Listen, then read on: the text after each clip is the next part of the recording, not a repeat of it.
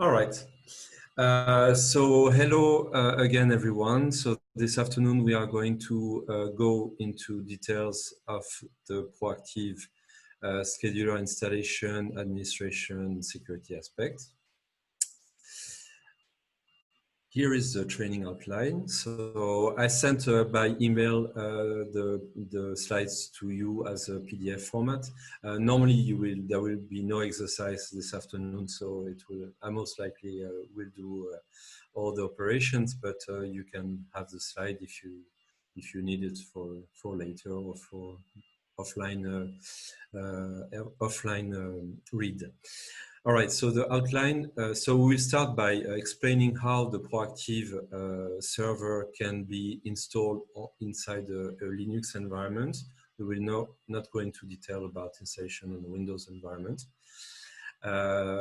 Then we will explain a bit about network protocols and various interactions operating inside ProActive scheduler architecture. Then we will explain how we can add nodes to ProActive server. So how we can add computing resources. Then we'll explain how we can have access to log files, data files, and to configure a log format. We will explain in the fifth chapter how we can manage users inside ProActive server. And in the sixth and seventh chapter, we will go through the administrative aspects of Resource Manager Portal and Scheduler Portal. And finally, we will terminate by the command line interface usage. So do you have any questions regarding this outline? I see there are some questions already.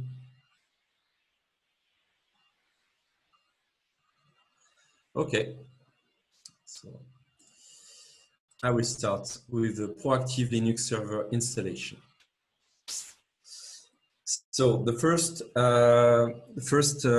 idea is how you can have a very basic installation of the server. So in order to do that, it's very simple. All the participants in this training can do that. So what you need to do is simply to download, for example, the trial version from ActiveEon website, to unpack it, and then to run the ProActive -server command. This will simply start the ProActive server with a default number of local nodes and all the web portals. So this allows you to very simply test the ProActive server usage, writing workflows, executing on nodes, even on a desktop or a laptop machine. But when you want, of course, to do a proper installation of the ProActive server, we are going to go to use a different method to install it. We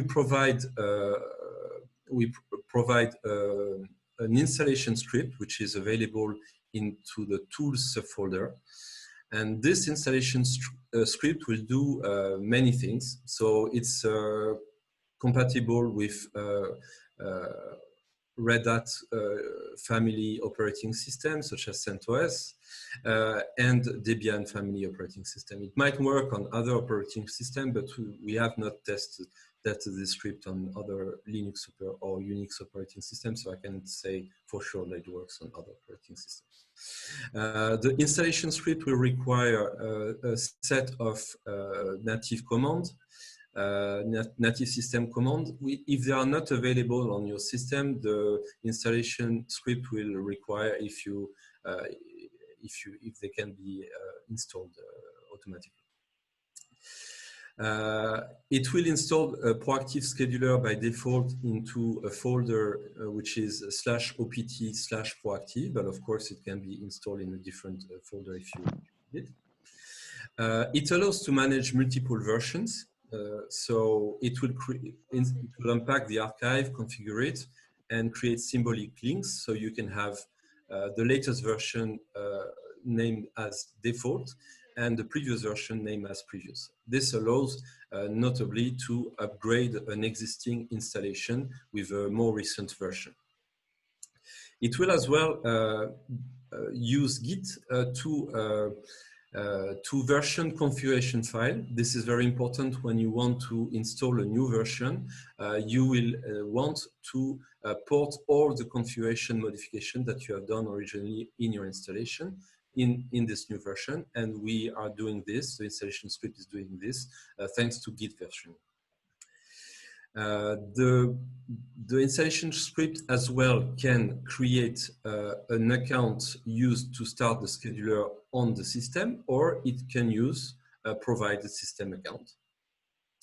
It will automatically regenerate default internal users of ProActive of the ProActive server, and a symmetric key. I will go into details a bit later about this aspect. It can also configure the scheduler automatically to use spam authentication. So what is spam authentication is if you want to match the ProActive account with your Linux system account.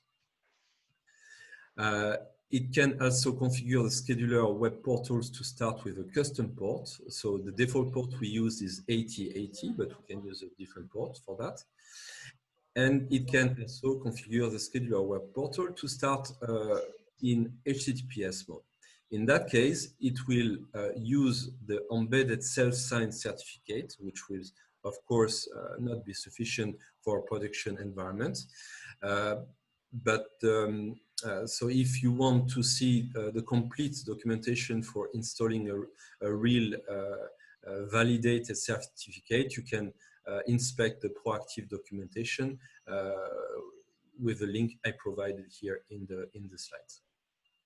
It can also configure housekeeping for the ProActive scheduler. So what is housekeeping? So when you submit jobs every day, over time, the jobs, so every time the job will be stored in the ProActive database, and over time, the number of jobs can become very big.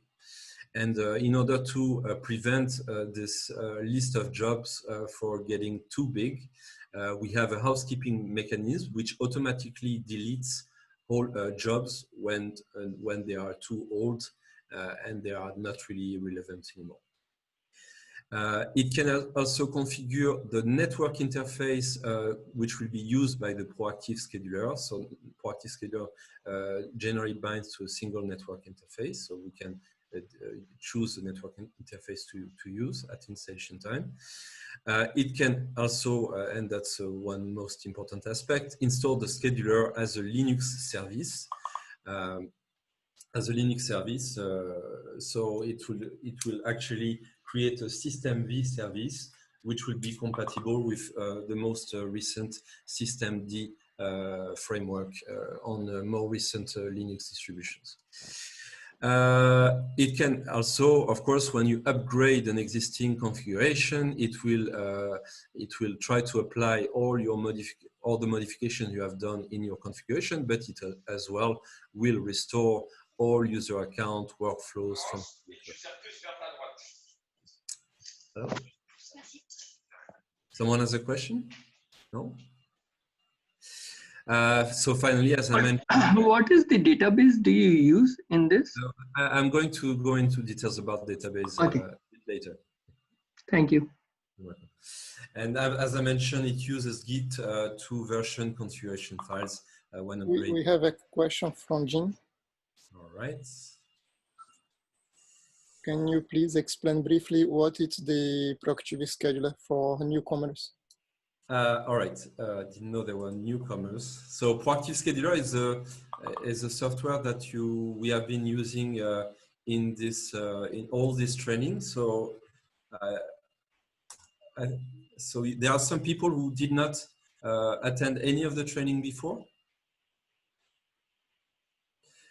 So the ProActive Scheduler is a software which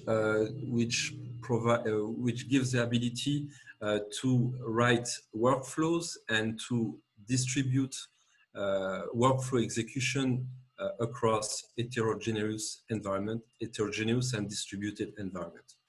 So this is a ProActive scheduler or ProActive server, and it composed of multiple portals. and so in the Studio portal, you are designing your workflow. In the Scheduler portal, you are monitoring workflows execution. In the Resource Manager portal, you are monitoring the infrastructure of computing resources connected to the server, what we call here proactive nodes. And finally, in the Automation dashboard, you have a set of end user services, such as a submission portal, a service creation portal which allows to create dynamically services, a notification portal which allows to create subscriptions for various events, and the catalog portal to store multiple elements of proactive, such as workflows, script, etc., etc. That's a proactive software. Did I answer your question correctly? So the goal of this training here is to explain how we are going to install and configure this software in a production environment. So I go back to my slides. So this is an installation script.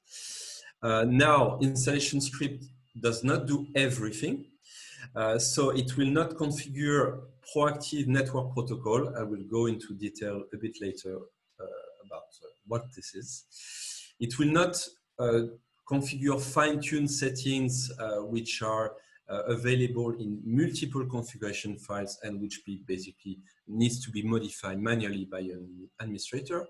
It will not as well configure an external database configuration if the administrator requires or needs to use an external database rather than the one provided with Proactive.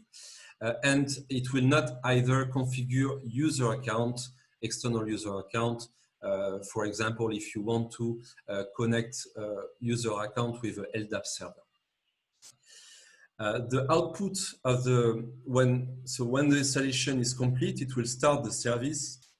The output of the scheduler service will be stored in the following file, log file, and the commands to start the scheduler are shown here. On more recent distributions such as CentOS 8, Ubuntu 20 or something like that, the preferred way to start a proactive server is actually to use systemctl start proactive scheduler. So the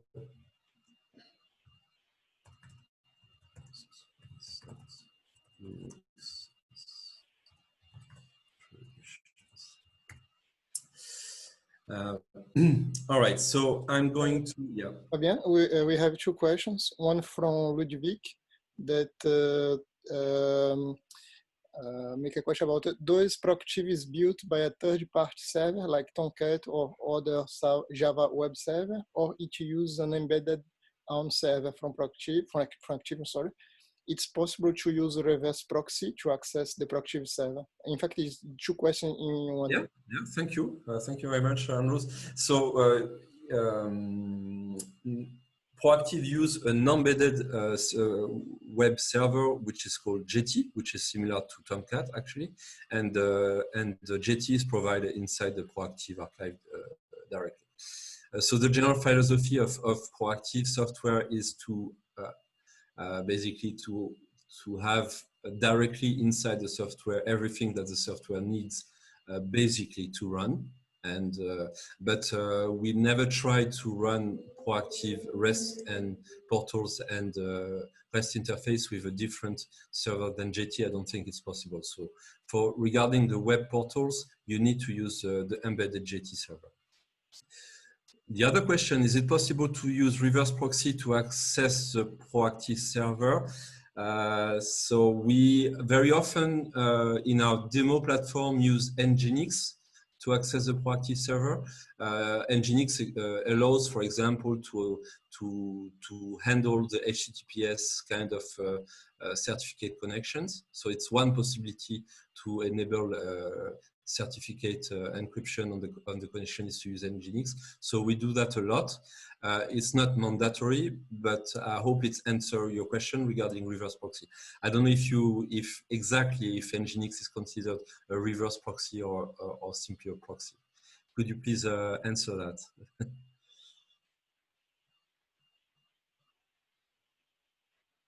All right. And there is the question from Jinshin. Those WordP proactive server components have to run on the same computer? Well, it's possible to run, for example, the web portals in a different machine. It's possible to run the scheduler and resource manager as well on 2 different machines. But the default mode is to use to run everything on the same machine. But yeah, it's possible to split that in several machines if you need to. And Ludovic says that Nginx, yes, it is. It is a reverse proxy. Yeah. All right. So I'm going to demonstrate this installation procedure.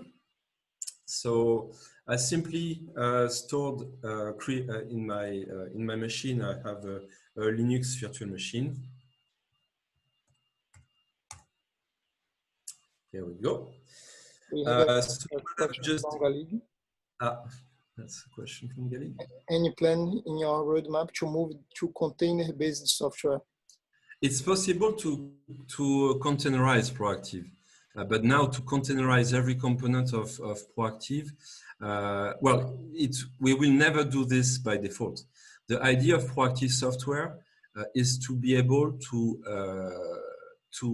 run as it is directly without any external need, really no external need.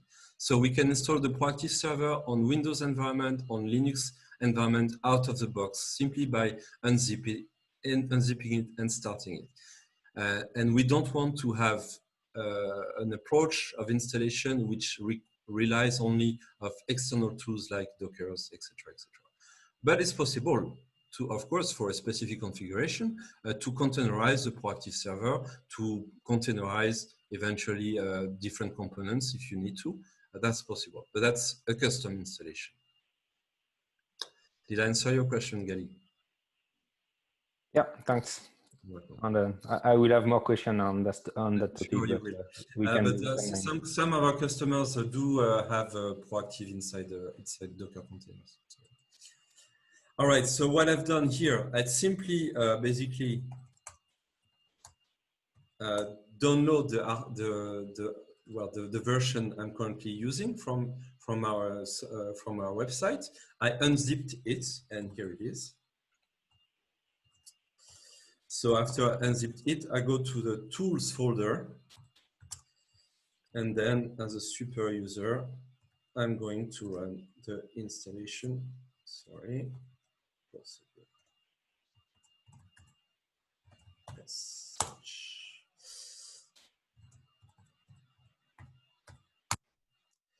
All right, so first he asked me if I really want to do what I'm doing, so of course. So I'm going to select a folder where the ProActive scheduler will be installed, so I will leave the default. So here what it will do, it will create a folder and it will copy all distribution files inside this folder. So this takes a bit of time.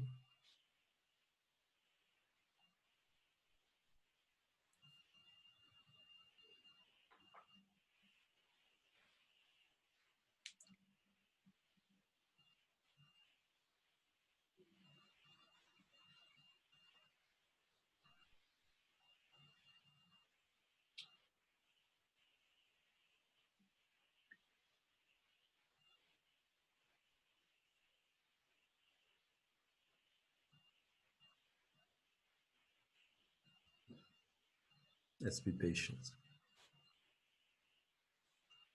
Can you answer your question if you have any? No, no more questions.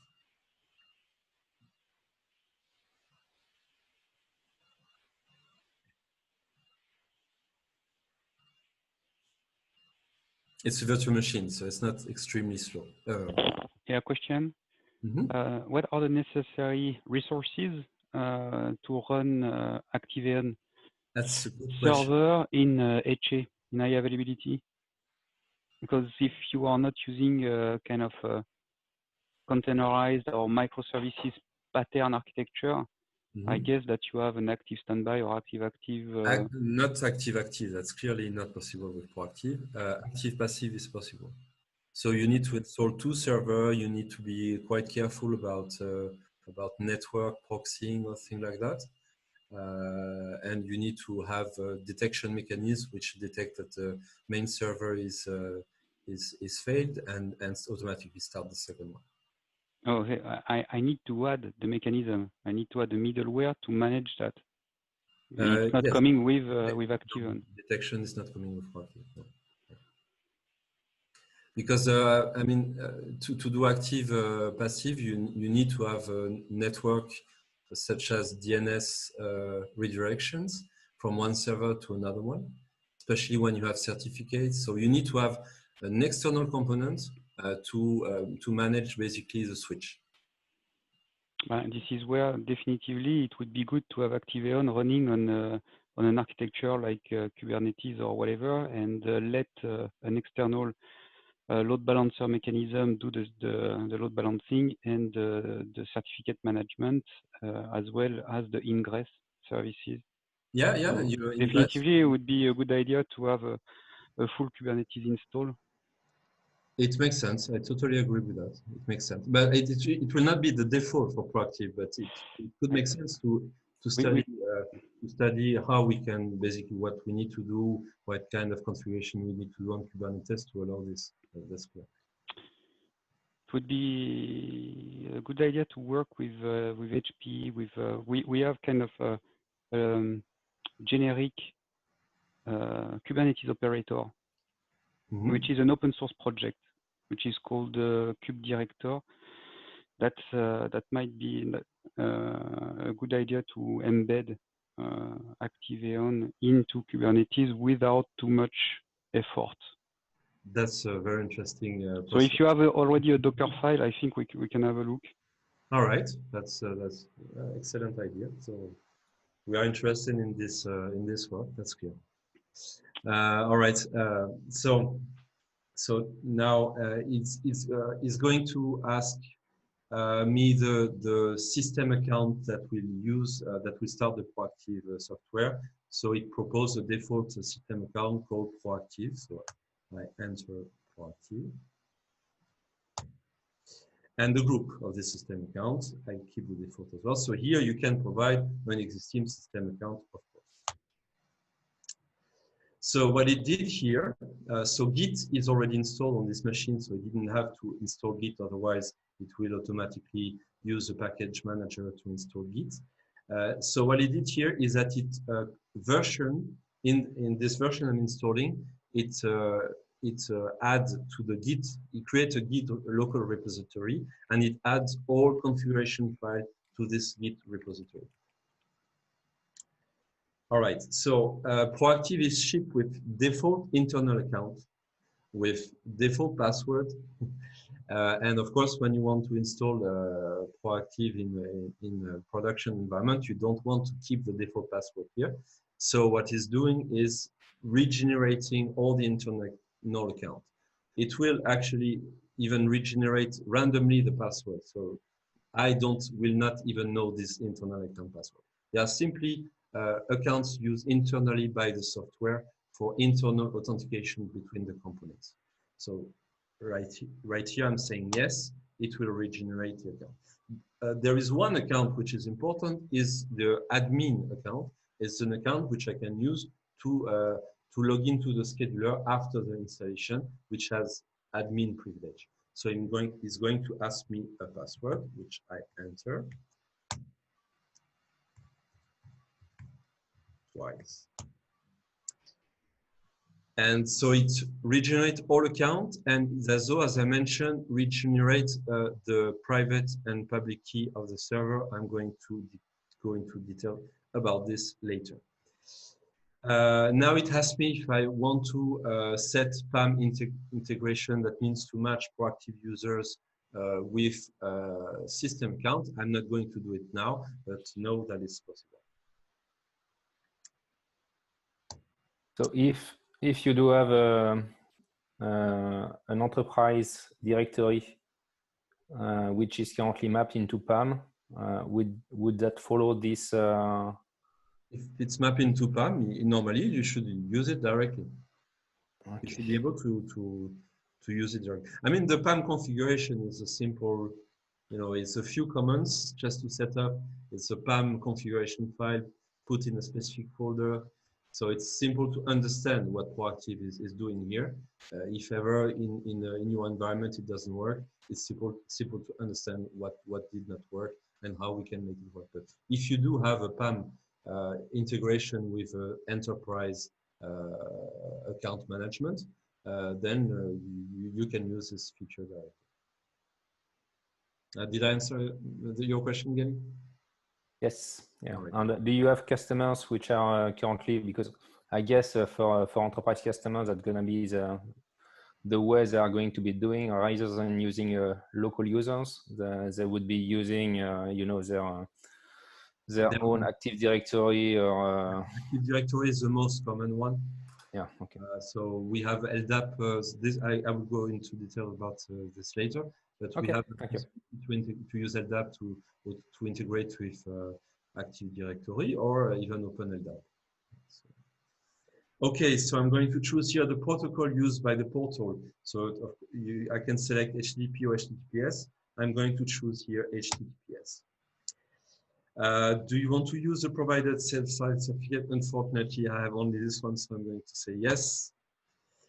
And I'm going to use the default provided port. It's possible as well to use 443 if you need to. In that case, it will do a specific configuration to enable 443 deployment. You can change the certificate, self-signed certificate later, Sure, right? Sure. That's right. You can change it later. It's if you are interested, it's provided in the link which is. Let's explain. There is an example with Let's Encrypt. Here it is, this link here. If I open it, it explains the settings you have to change. Key store. It's all certificates is stored into what we call a Java key store. And this is an example procedure using Let's Encrypt, but of course for other type of certificate provider, you will use a different procedure. But in general, you are going to use Open SSL command to convert certificate and certificate change to a key store version, and then you are going to use a key tool Java command to import this key store into a ProActive Java key store. All right, you might as well need to add to the Java virtual runtime environment the root certificate of your enterprise. For example, if you are inside an intranet, you need to add the root certificate of this intranet to the knowledge of Java.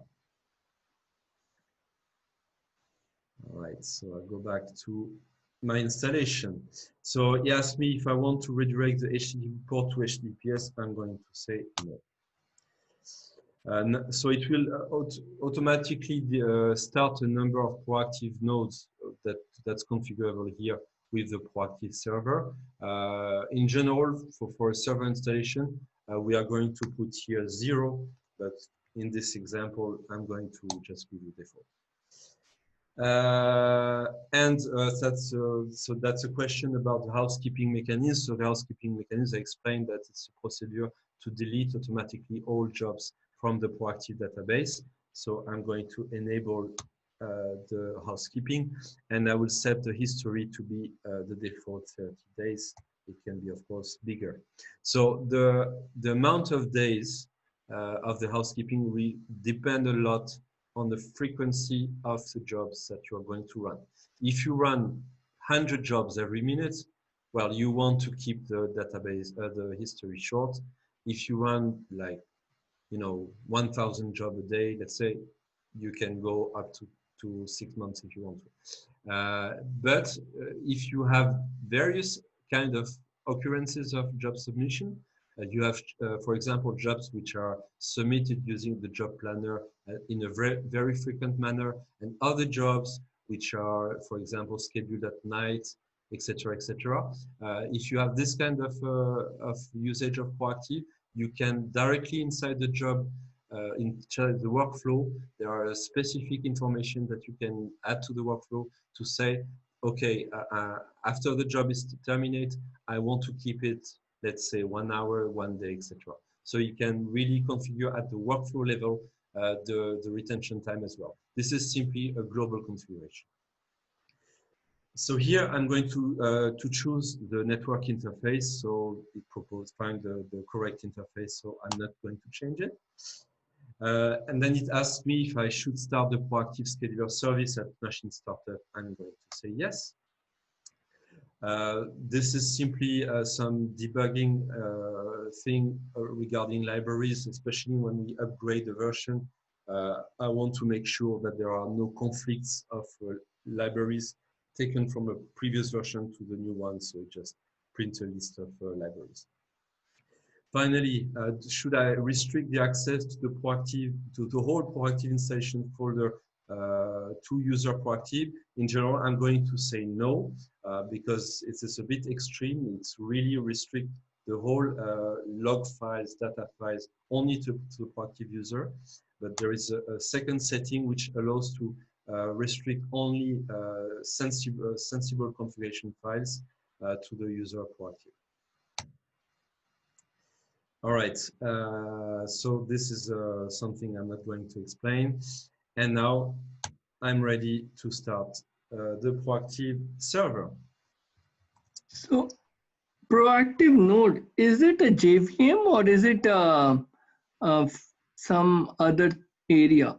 When you said 4, what was it? It is a 4 numbers of JVM files you are trying to start on. Again, it's a very good question, and I have a specific section to explain that a bit later.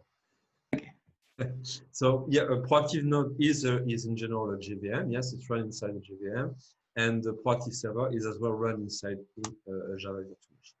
So here I can see the output of the server starting. So it says the version that it started the scheduler and resource manager. It started the scheduler and resource manager. I'm going to explain exactly what this is. And now it will take a bit of time to start the web portals, the web applications.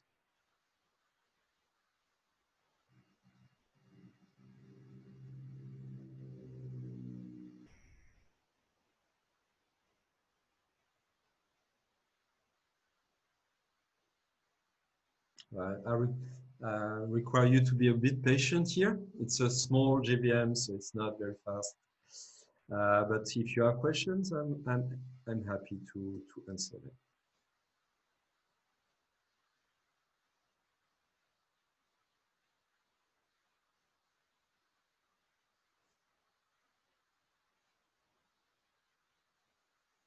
I lost the chat.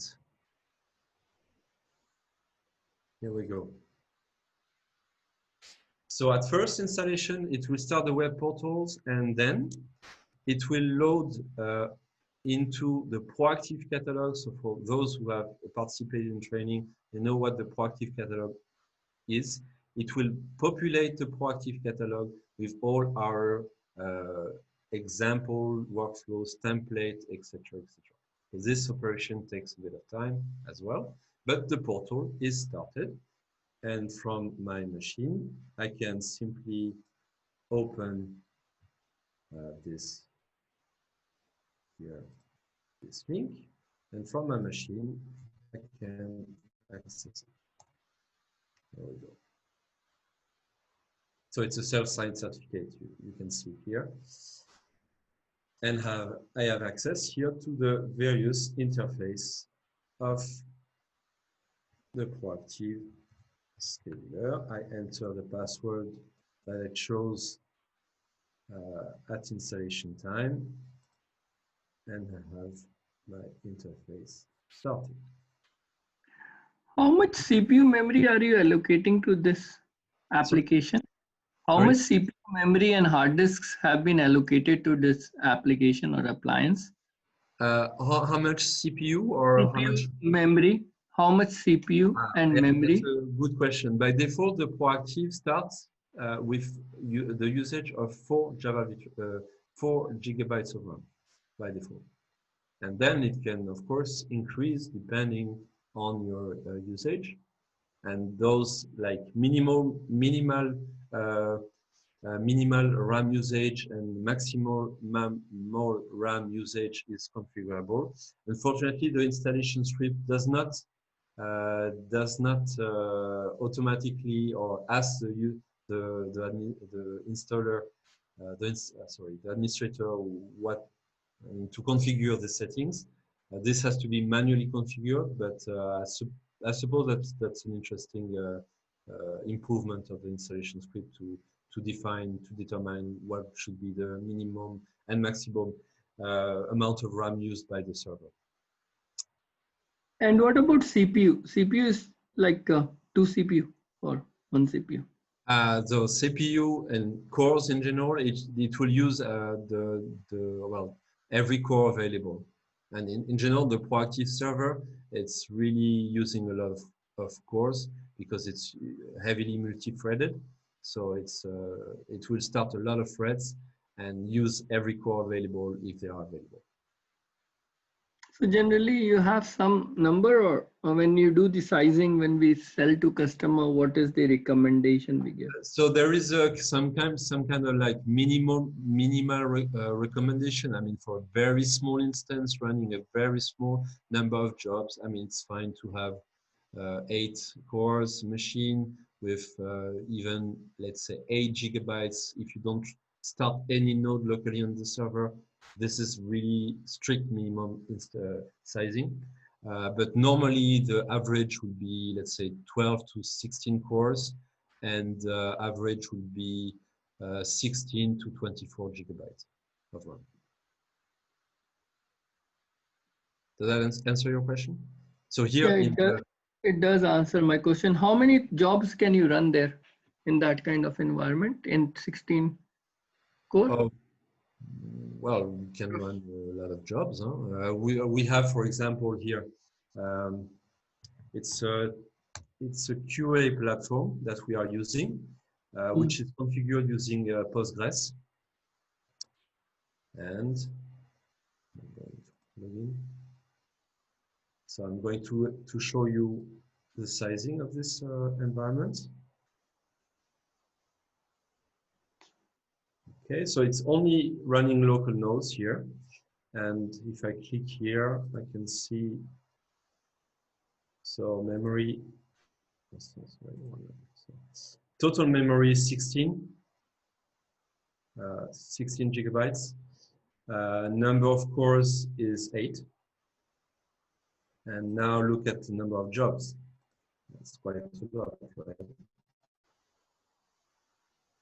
So that currently there are 700,000 jobs in the history of this machine, and it's periodically starting jobs every minute. We are testing the load and over time, basically stability of the software here. Does that answer your question? Yes, it does. All right. Okay, so I've started my server. I configured it, perfect. And now I'm going to talk about database to answer your question. So ProActive scheduler is shipped with an embedded database. So in order to run, ProActive requires a database, and it's shipped with a database. So it's called HSQLDB. It's a database implemented, written in Java, which you can see here. It's a bit similar to another database called H2, I think, or O2. Well, it's a database we use in our software by default.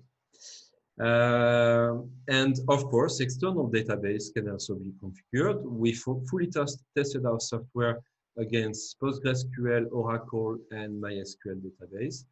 We have in the past as well tested with success on SQL Server, but it's been some time that we didn't test it, so I do not guarantee that it will work immediately with SQL Server. But we tested on these three database systems.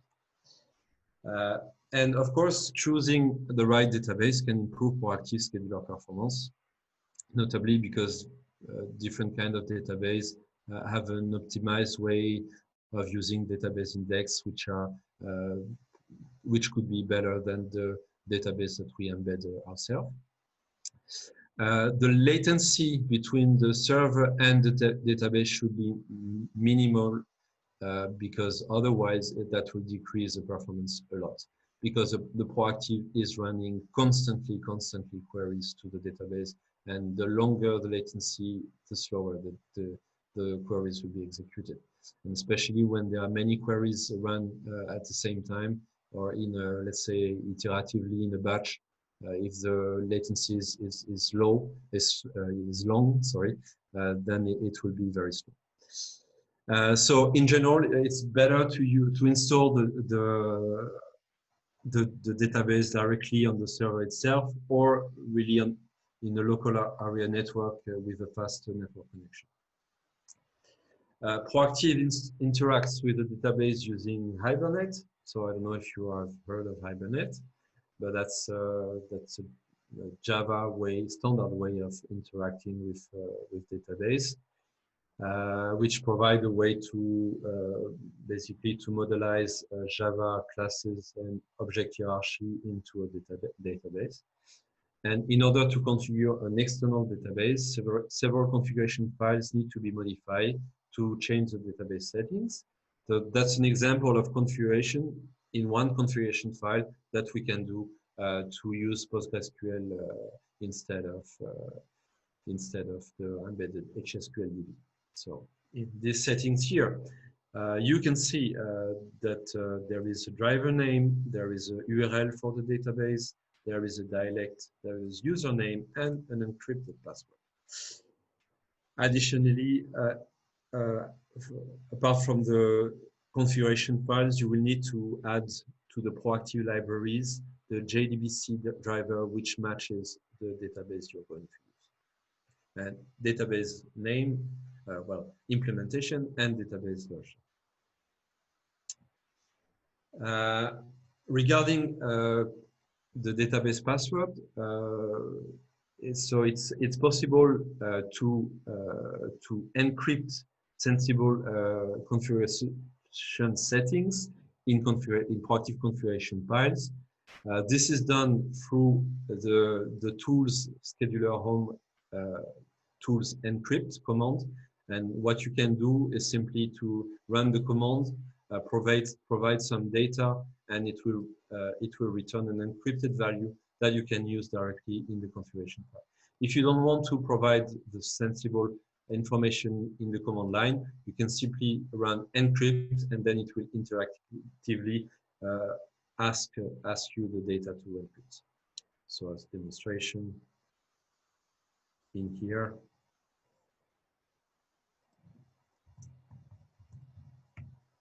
What is the size of your database? Any disk size we need to plan? Hard disk size. That really depends on the history. And the ProActive server on the disk, like all libraries and files by the server, is already taking something like 2 gigabytes. And then the database will be as big as the number of jobs you want to keep in the history. So if you run, but then what is what are your recommendation in the installation manual? There will be a size for hard disk that we recommend, or this much of hard storage is. Yeah, I would personally recommend 120 gigabytes dedicated to ProActive. I mean, if it's really a big, a correct installation, it's a small installation, it's fine to use a 30 gigabytes for ProActive. But if it's a correct installation, which run many jobs, which have multiple nodes connected, I will recommend 120 gigabytes. dedicated. Thank you. Thank you. You're welcome.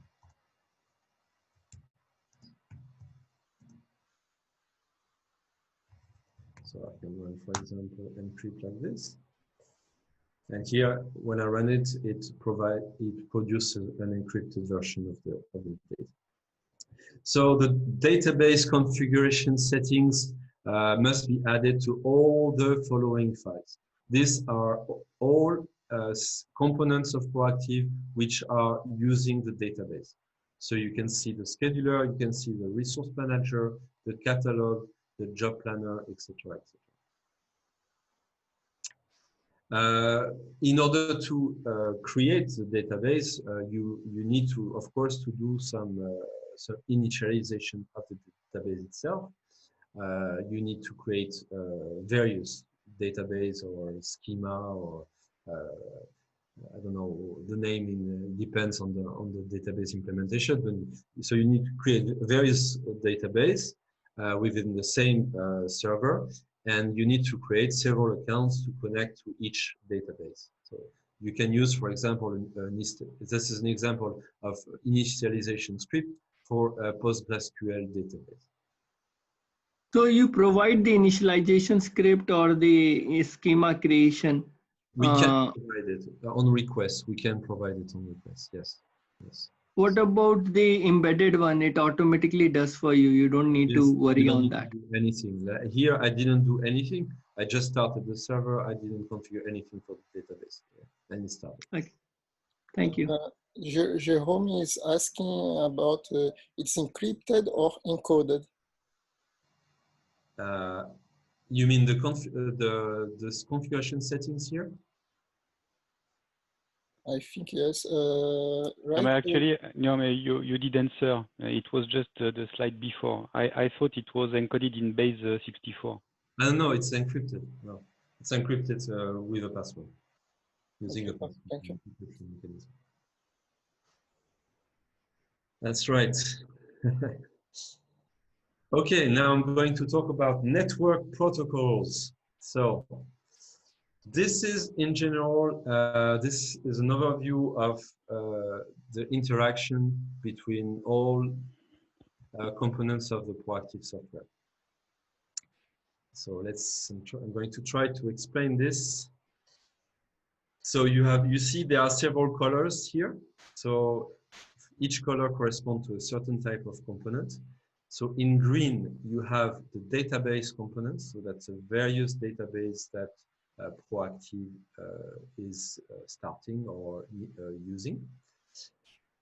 In red, we have the core components. So that's really the root of ProActive software. So we have 3 core components: the resource manager core, the scheduler core, and the ProActive nodes. And in blue, we have all REST web kind of components. That's scheduler, resource manager, studio, REST interface, scheduling API. I'm not going to explain that. The job planner, cloud automation, CloudWatch, catalog, notification service. These are all Jetty embedded microservices. And you can see here in this diagram the various interactions between the components. So some components sometimes connect directly to a database, like the job planner and the scheduling API. They connect and they read from the scheduler database. Some components have their own database, like cloud automation database, CloudWatch database, catalog database. And then you can see that there are various kind of interaction between components themselves.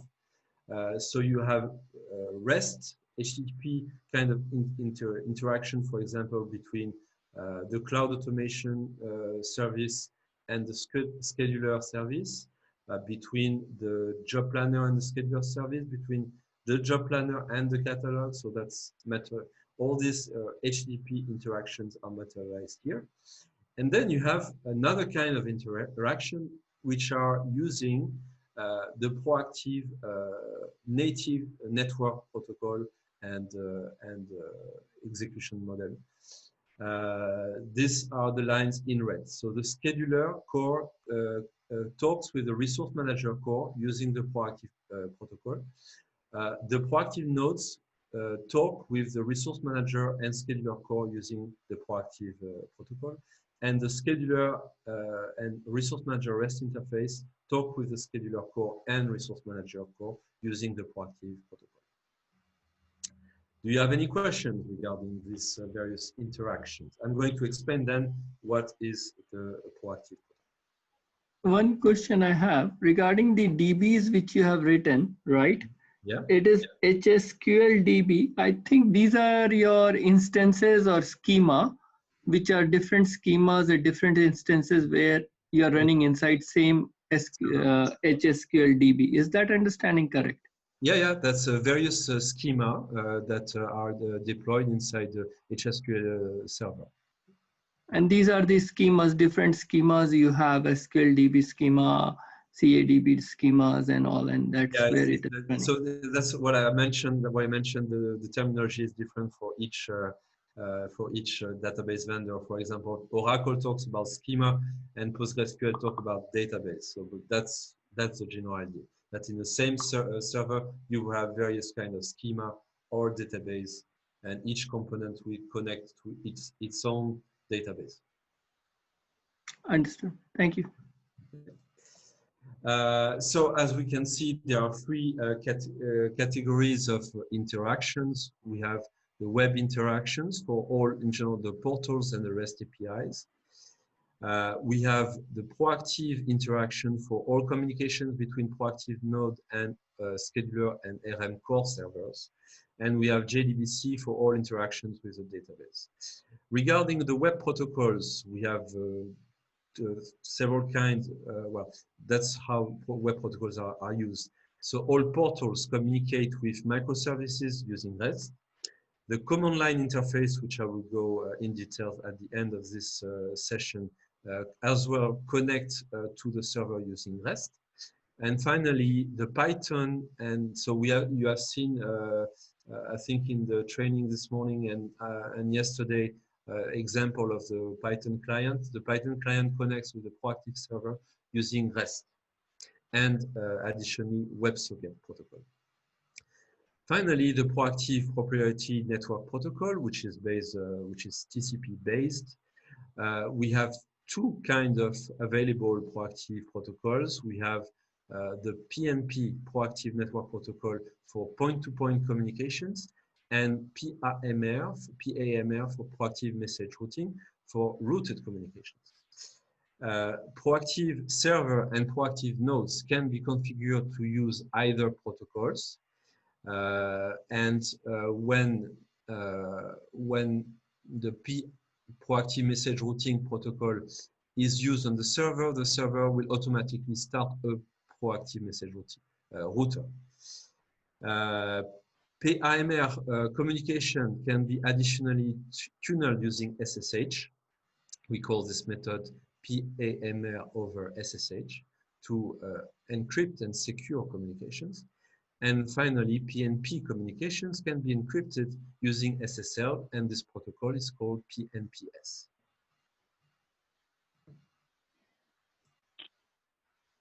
These are running in the same IP address, right? So you will be using multiple different port numbers to connect along with it, socket-based, TCP socket-based. Yeah, exactly, socket-based, so it will use multiple port, but not so much.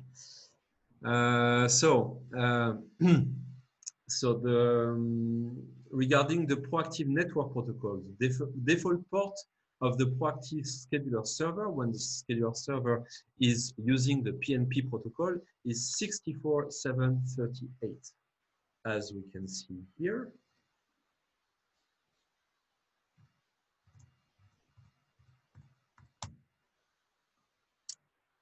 So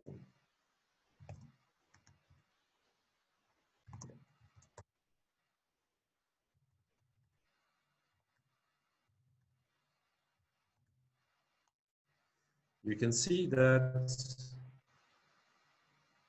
that the server was starting, the resource manager was starting with the PNP protocol and ports 64.738.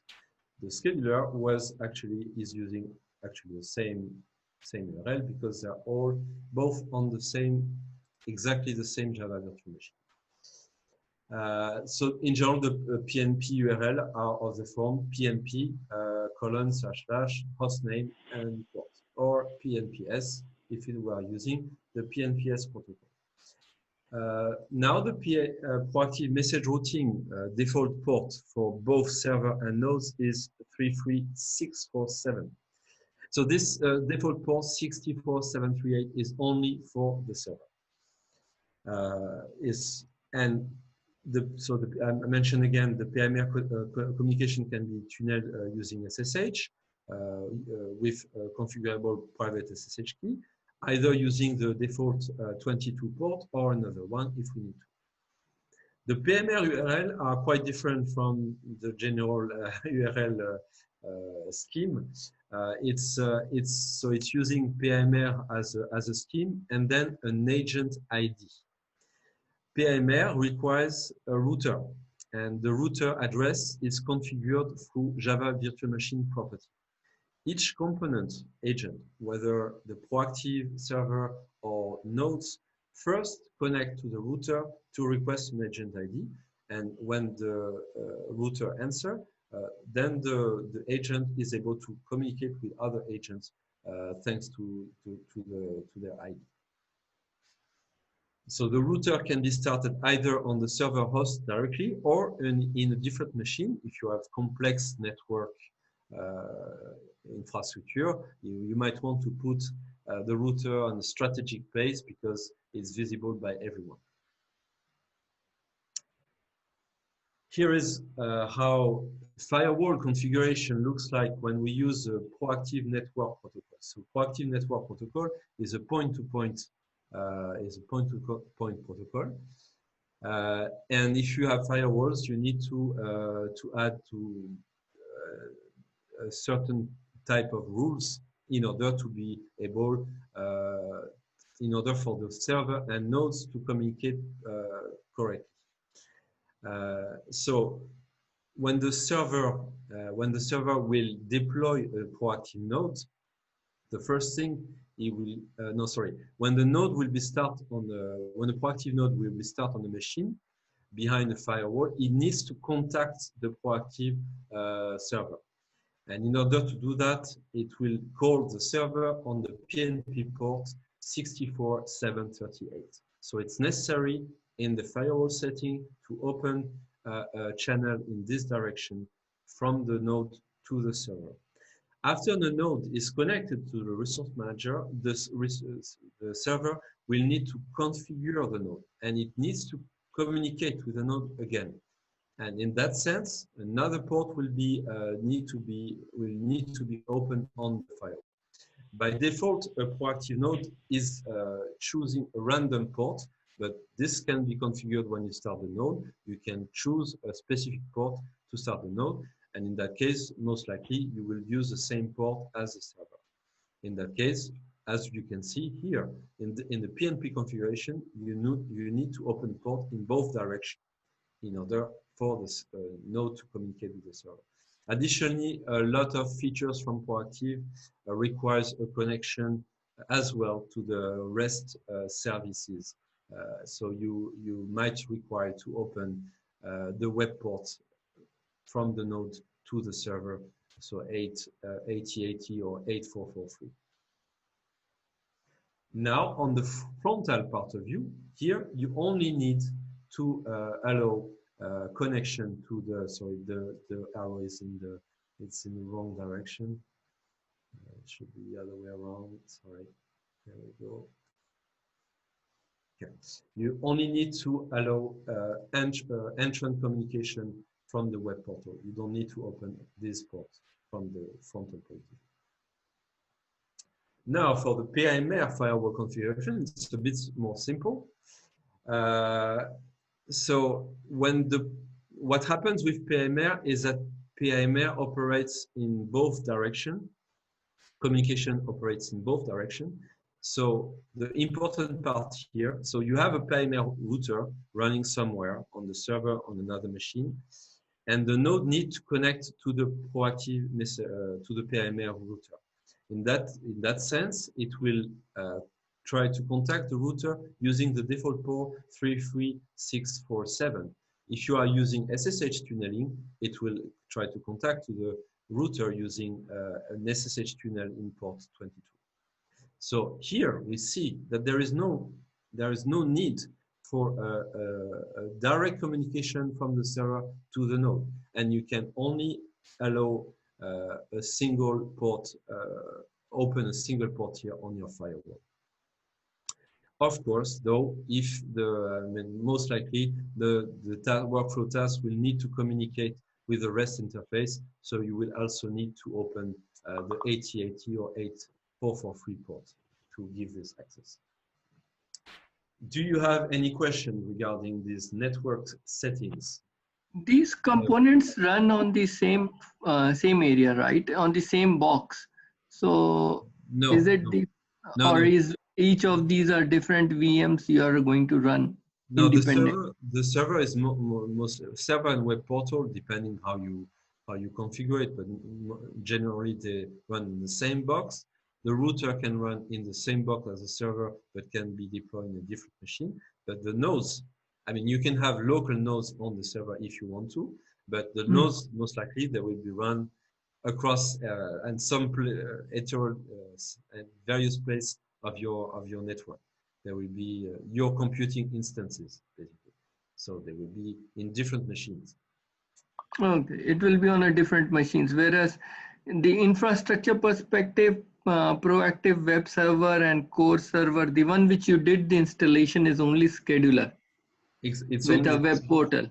It's only the server and local nodes. Yes, that's right. And it's a local node at this time, but you have to take out the local nodes. You are going to explain that later, right? Yeah. The nodes. Yeah, I think. Yeah, adding nodes. Okay. I have some questions on the channel. Well, it doesn't modify a lot if you have Slurm. But if you have Slurm, yeah, what happens here, if you have Slurm, you will have, you will need the ProActive core server to contact Slurm. So suppose, let's say here, I'm going to just put a shape. Suppose you have here a Slurm head node.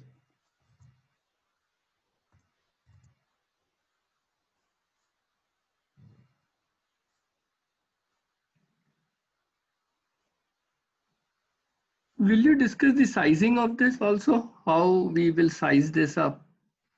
For sorry, what? Slurm head nodes and ProActive nodes, kind of a thing. A ProActive node, it really depends on your usage. It's well, you're going to choose minimal, or you can say that based on your current deployment that made max or what do you call medium size industry or this kind of. It's really, as I say, it's really depend on the type of workflows that you are going to run, and this I cannot answer that. The minimal a ProActive node, the server is a greedy kind of software, and the node on the other part is very lightweight, and it can run on a 1 GB RAM machine if you want to. So there is no.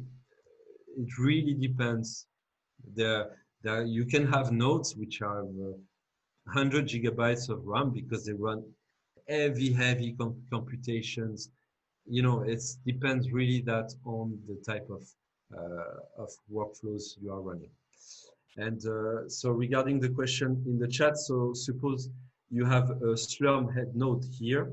What you need to do is to open a SSH port from the ProActive server to the Slurm head node.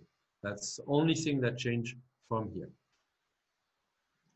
And the PMR router, is it going to be inside the server or is it a separate identity you have to set it across? Currently, you did an installation of this.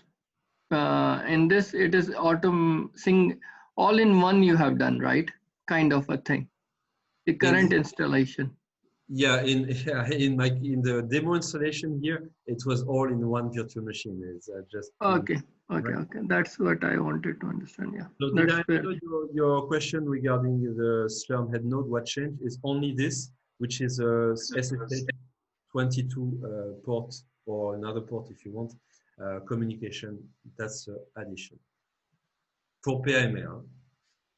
But for PNP, it will be the same. It will be head node here, SSH. And your PAMA router is also separate. We have to install it, right? Sorry, it's supplied. PMR router is we provided it. All right. So when do you use PNP via PMR? It depends on the network architecture and the network constraints. If we have an open with no firewall, we use PNP because it's actually PMR has some overhead. So we use PNP, sorry, whenever it's possible. We use PMR whenever it's not possible to use PNP. That's the general idea. And the question regarding Kubernetes, can you clarify it, please, Jean? Yes, but do you have an architecture, a network architecture with internal Kubernetes network? Let's say that you want to run your ProActive nodes. For the ProActive web portal and the ProActive core server, okay, it can be running in any kind of container, whatever the runtime. I think I get the point. But when you deploy your ProActive nodes, you will probably have to manage TLS encryption or mutual TLS encryption or a strict MTLS. And so I would like to, but I have looked at your PDF. I think you are not covering the network architecture in the Kubernetes cluster. So that's right. Why do we have to use TLS encryption with Kubernetes? Oh, usually I am thinking about a global service mesh for multiple cluster situation. So in a multi-cluster environment, I was thinking about that. Yeah, well, I don't know much about Kubernetes. I mean, we have done some deployment of ProActive and nodes in the past, some tests with Kubernetes. And so if you have a result of or I would say lessons learned or return on experience of installing ActiveEon on Kubernetes, I would be interested. Yeah, okay. Unfortunately, I didn't participate myself. Yeah, okay. I understand. But I mean, of course, it's interesting for us to know how we can deploy Kubernetes. We have done in the past as test. And but yeah, the only part here I don't know about TLS kind of encryption.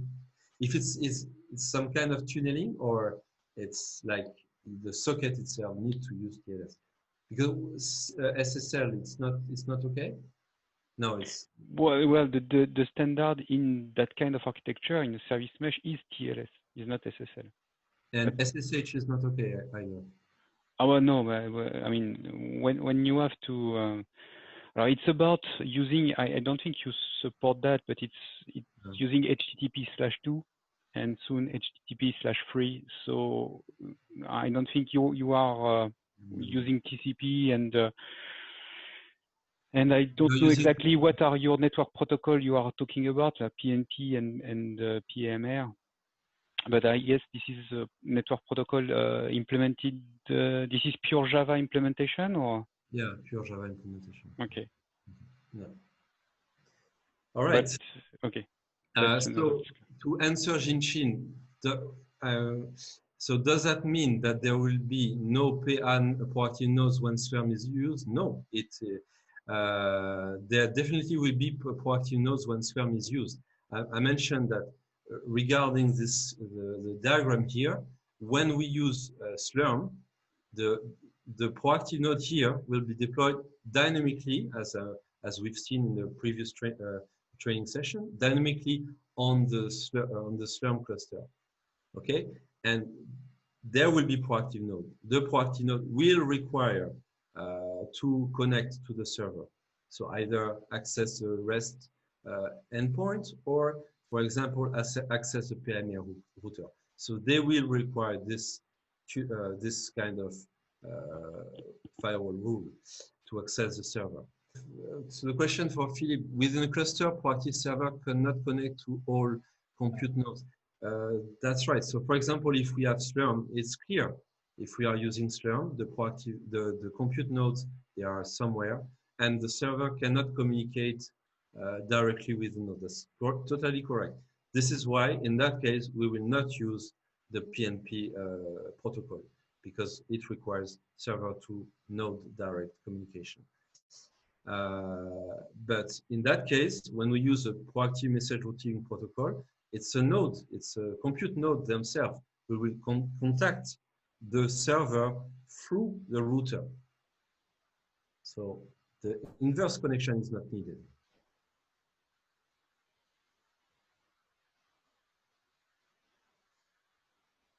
So yes, there will be proactive node running on Jean-Zach. It's the only way to run proactive workflows. It's a container for proactive workflow tasks. So there has to be proactive node. Yeah. All right. Are there any questions that I missed here?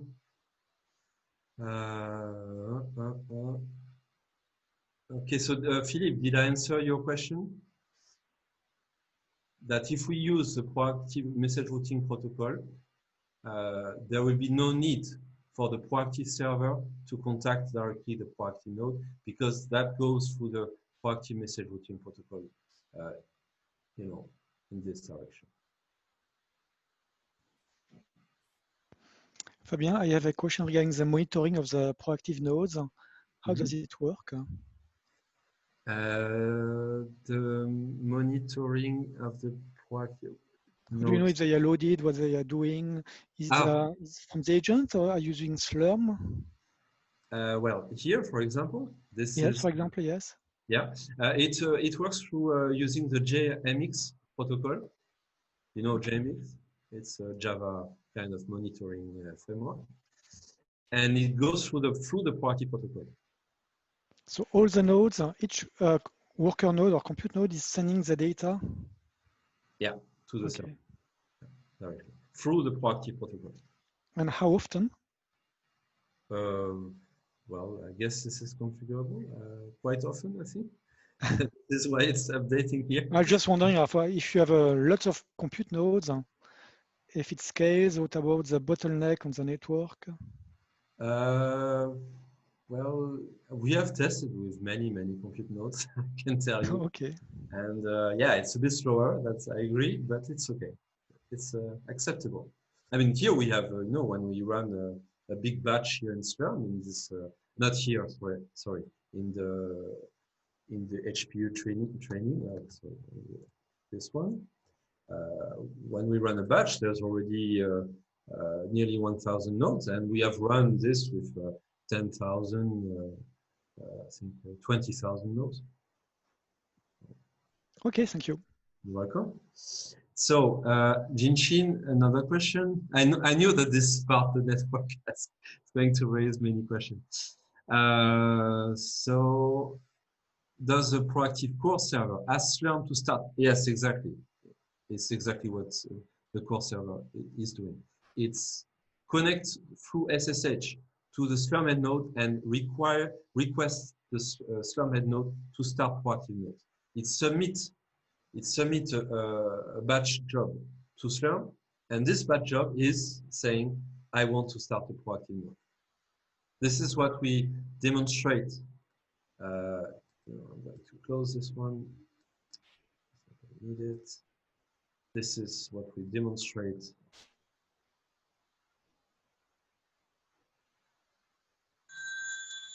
Sorry for the annoying.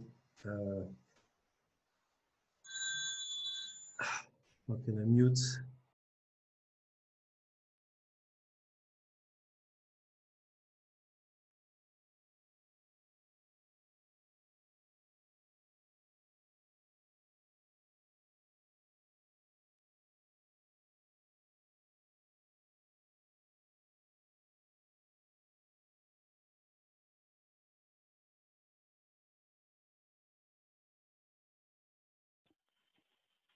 Sorry, because I was not always there in all the session. I would like to understand what exactly are running on the ProActive nodes, because when you are adding Slurm, you are just adding the Slurm server, and you don't need to have Slurm worker node, or how? And this is just Slurm just need to be there because you are used and you have made all your setup using Slurm, and or I'm not sure to understand exactly what ActiveEon can do with or without Slurm.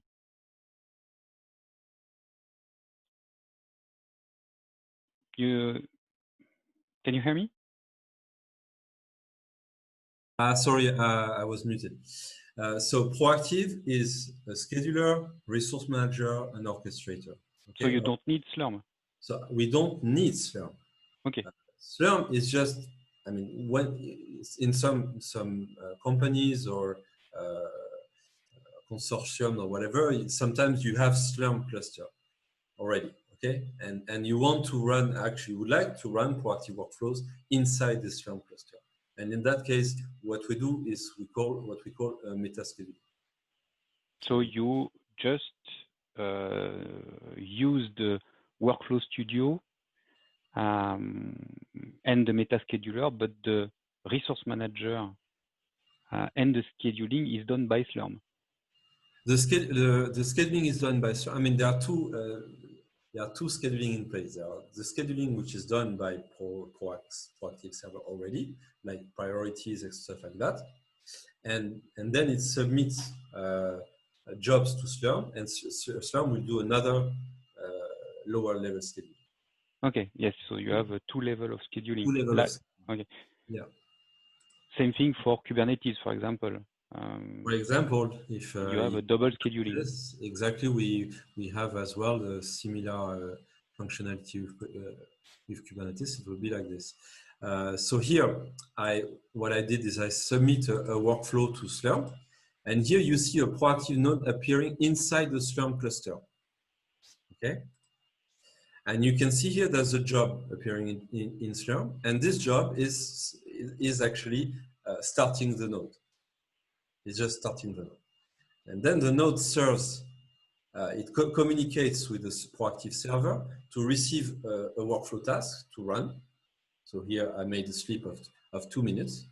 After the workflow task is terminated, what the proactive server will do, it will stop the Slurm job here, which started the node using the scancel command, and this node will disappear. Does that answer your question about how meta scheduling is working? Yes. All right. Great. So,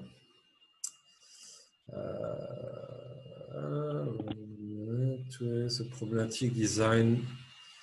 I don't understand why having a Java virtual machine is problematic, Philippe. I mean, we talk about very small Java virtual machine here. It's not the server. The server is as I mentioned, is using RAM, etc. But these are very small virtual machine. You can even, I mean, they will start with a default number of RAM, but you can even make this lower.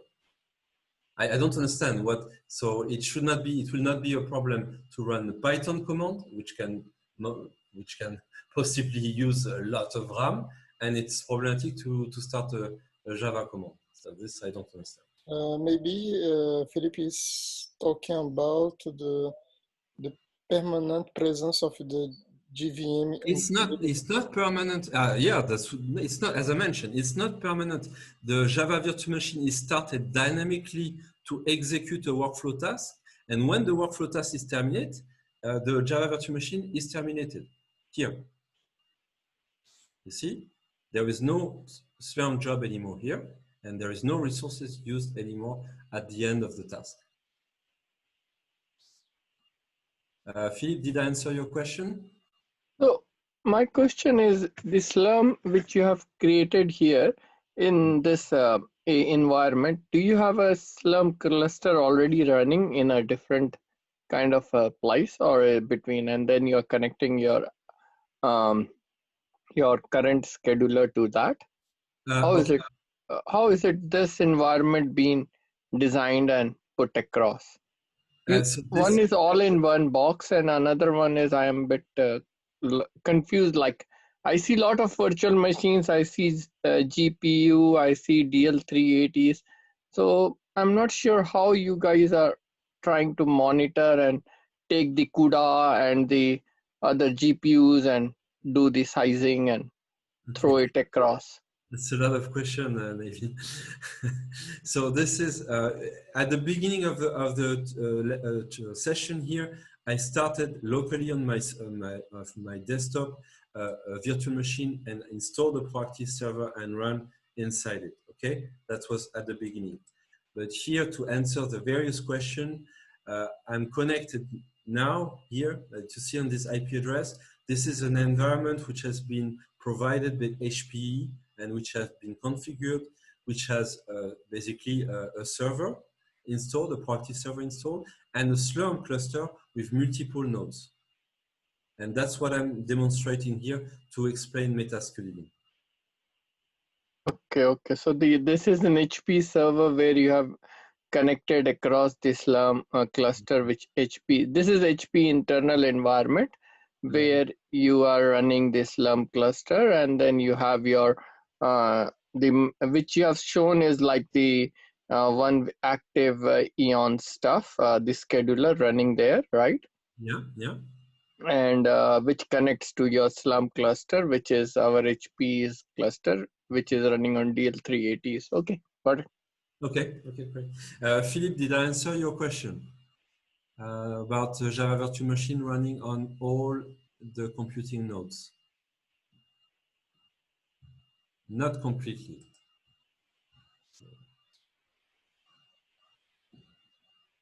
So I don't understand. I said that the Java Virtual Machine, they are started that, so they are small RAM usage Java Virtual Machine.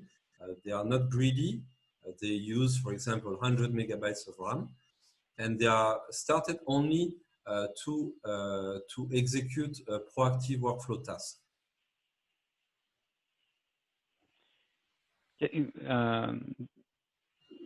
Regarding Slurm, so you have installed in the Slurm head node only a GRE environment, 1.8 or something like that? Yeah, simply the proactive libraries, which is your unzip archive. Okay, and in order to run that JVM that will receive and communicate with the ActiveEon master server, where you have installed your server. And then on the Slurm nodes, you have not installed anything. No, so well, Slurm will do the job. I mean, you are talking to the Slurm head node, and the Slurm head node is then doing his job. Exactly. But when you say on the node itself, I have not installed anything. It's clear I have not installed an agent like a yes, exactly. That's totally clear. Nothing. We just use. We just need to have access to the shared library of. To proactive library in a shared matter. For example, in using NFS, a storage system, where where similarly where you. In the same way like you would install share program basically, and and this here, for example, if I show this configuration.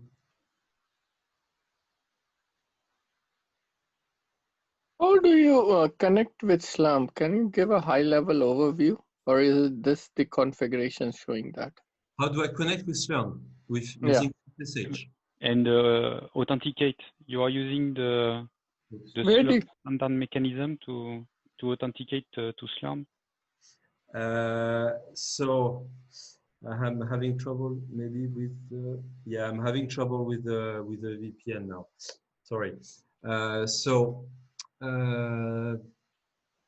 How do I connect to Slurm using SSH? Where do you in that, or is it just a SSH? Somewhere in the portal you have to go and configure, or is it in the?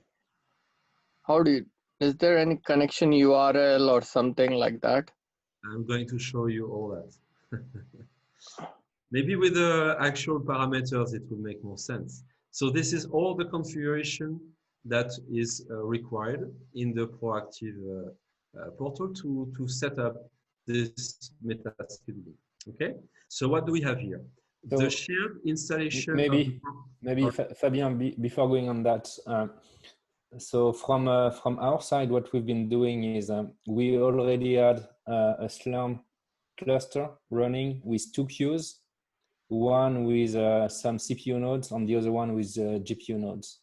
Okay, so this was already there. So this is what would be typically installed at a customer site, meaning that you're going to have the Slurm controller, which is going to be sharing some, I would say, NFS with the compute nodes, okay, with the same type of user, which is going to be connected on all of those nodes on the Slurm controller as well.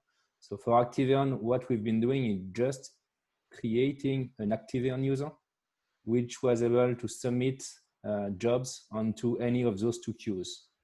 Okay, and then I think Fabien is now going to explain how you make the link into what was already in place inside HPE and what has been installed by ActiveEon, and how do you make this link to the Slurm, to the already installed Slurm instance.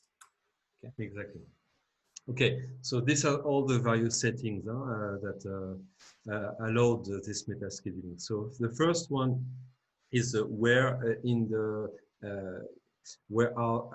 how the ProActive libraries are accessible from a cluster point of view. So this is a shared NFS installation, and this is the installation of the ProActive libraries here. That's a Java virtual machine, which is actually embedded inside the library. It's a Java runtime environment. Then there is impersonation method. So normally the default is as impersonation to use SSH. For this environment, to simplify, because we didn't want to match all users between Slurm and all the participants of the training, we used no impersonation. That means a single account, which is called ActiveEon, as Galig explained, is doing the connection to the Slurm environment through SSH, using a single account. And these credentials are provided here. But the normal way is to doing a SSH impersonation. And when this is selected, when this is configured, what you will have is you will have the ProActive, the user account inside ProActive, which will be used to connect to the Slurm head node through a SSH impersonation. So it will do, I am user Fabien here. I have an account called Fabien with a password in the ProActive server. I have the same account, same username, same password on the Slurm cluster, and I'm doing the impersonation through this credentials. Does that answer your question, Philippe? If it was Philippe who asked, I don't know. So basically, all the Slurm nodes, worker nodes, have the /NFS mounted in order to access to ActiveEon folder. Yeah, that's well, the standard way of using a software in Slurm, in a Slurm cluster. Yeah, okay. That's right. Then other part of the configuration, for example, the command that we use to create ProActive node, so that's // command. The command that we use to kill ProActive node, that's scancel command. That's a command that we use in the bottom left here to display the current running jobs in Slurm. And then very important one is, of course, the IP address of or host name of the Slurm head node. In that case, it's localhost, but in general, it will be, of course, a dedicated host name. SSH port, SSH options, etc., etc. So I see that there were still other questions coming from Jinshin. Lost again. Where is the chat now? So, can you please describe in detail an end-to-end scenario when the Slurm workflow is initiated from the client to the PA core from the client to the PA core server to Slurm head node to PA node until the end of the workflow? Right. So from the client. So okay, I'm here. I'm in my portal here on my desktop. And what happens is I'm in the studio and I click on this button. What happens here is I'm doing a HTTP request to the ProActive server, which is at this address, and which send the workflow XML content to the server. This arrives to ProActive scheduler, not this one, but this one. So it arrives to ProActive scheduler. The ProActive scheduler sees this workflow in pending and decide he wants to submit it. Then it contacts the ProActive resource manager, okay? And the information in the workflow, which I provided, says I want to execute this this workflow or this task in Slurm. So the resource manager sees this, the scheduler contacts the resource manager and tells the resource manager of this information. The resource manager sees this information and will submit a job to Slurm to provide a node dynamically to execute this task or this workflow. So it submits a job to Slurm. The job to Slurm will appear here. And after a while, we will see a ProActive node appearing here on the resource manager. So why? The job is being executed by Slurm. Slurm executes the ProActive node commands. That means it starts the Java virtual machine. The Java virtual machine connects to the ProActive resource manager and registers here. Okay. And then when the node is registered, it's ready to execute the pending tasks which required this specific node, and the scheduler will deploy the task on the node. So it will run inside the cluster node. When the task is terminated, the results are sent to the scheduler. And in that case, the resource manager will detect that the task is terminated and will ask the Slurm head node to kill the job in order to terminate the ProActive node. That was from the client all the way through the ProActive scheduler to the cluster and back. So in order to configure ProActive protocols, so at the server level, this is done in the following configuration file.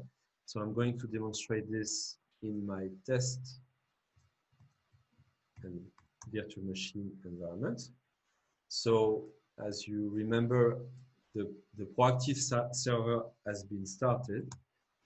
So I'm going to go to the ProActive server installation. That's the ProActive server installation. Ah, of course. I cannot access to the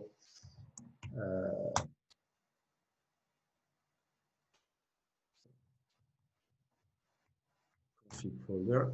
Here we go. So inside the server installation, I'm going to go to config, then to network. And here I have two files, one to configure the network protocol for the server and one to configure the network protocol for the local nodes on the server. I'm going to change the server. And here you can see that the communication protocol is used is PNP for ProActive network protocol. I'm going to change that to PANR. Okay. And I'm going to do service ProActive scheduler restart to acknowledge the protocol change.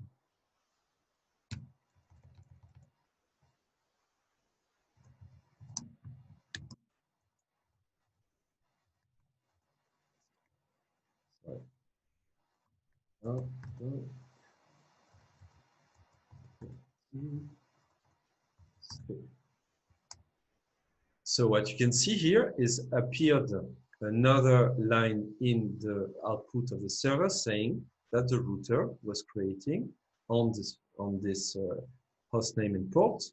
And now we can see that the resource manager and scheduler URL change. Previously, they were like here, they were using PNP protocol. Now they are using PAMR protocol. So the server. You cannot use both protocols simultaneously, right? Or you can? Yes, you can. You can have the server protocol using PAMR protocol. You can have some nodes using PNP protocol, and you can communicate with each other. Other nodes using as well PAMR, and you can have the server configured to use double protocol, like both PNP and PAMR. So where is your PMR? PMR, if I'm seeing it as a single box. Do you have a high availability for PMR? The router? No. In your picture? No, this one is, I don't know what you call availability. I mean, you can have an active, passive PMR router. No. When you go into the slide 15, please, above. Sorry, this one? Yeah. I see PMR router. Yeah. There is only one. Do you think that you have two of these? Is it a VM or what is it? Going to run as an application, you tar and then you, or apt-get or whatever yum, and then you do the install.sh and then it runs as a router? Or what is it? Is it a, how, because I'm a bit lost there. How is it going to run here? Do I need to run two VMs here? No. In a design, or is? No. It's by default. It's part of. I mean, it's part of ProActive software. Okay. And when this ProActive server is configured to use PAMR, it will automatically start the router. So it's like this box is here, actually. Okay.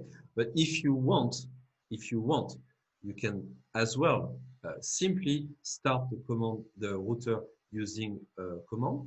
Okay. So I'm going to show that.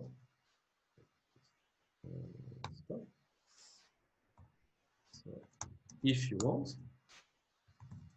you want to have the router deployed somewhere else, what you can do here is to run the ProActive router command, and that's will start the router somewhere else. And then you can package it the way you want, for a container, for a Linux service.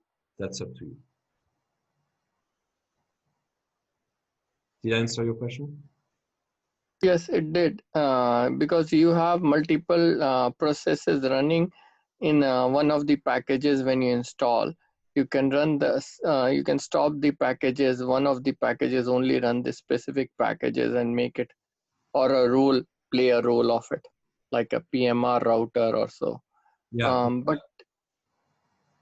you don't have something like a CoroSync or a pacemaker for high availability from the application layer, or your application layer high availability perspective, or keep alive D kind of a thing to accomplish certain tasks. Yeah, for high availability, we will require an external.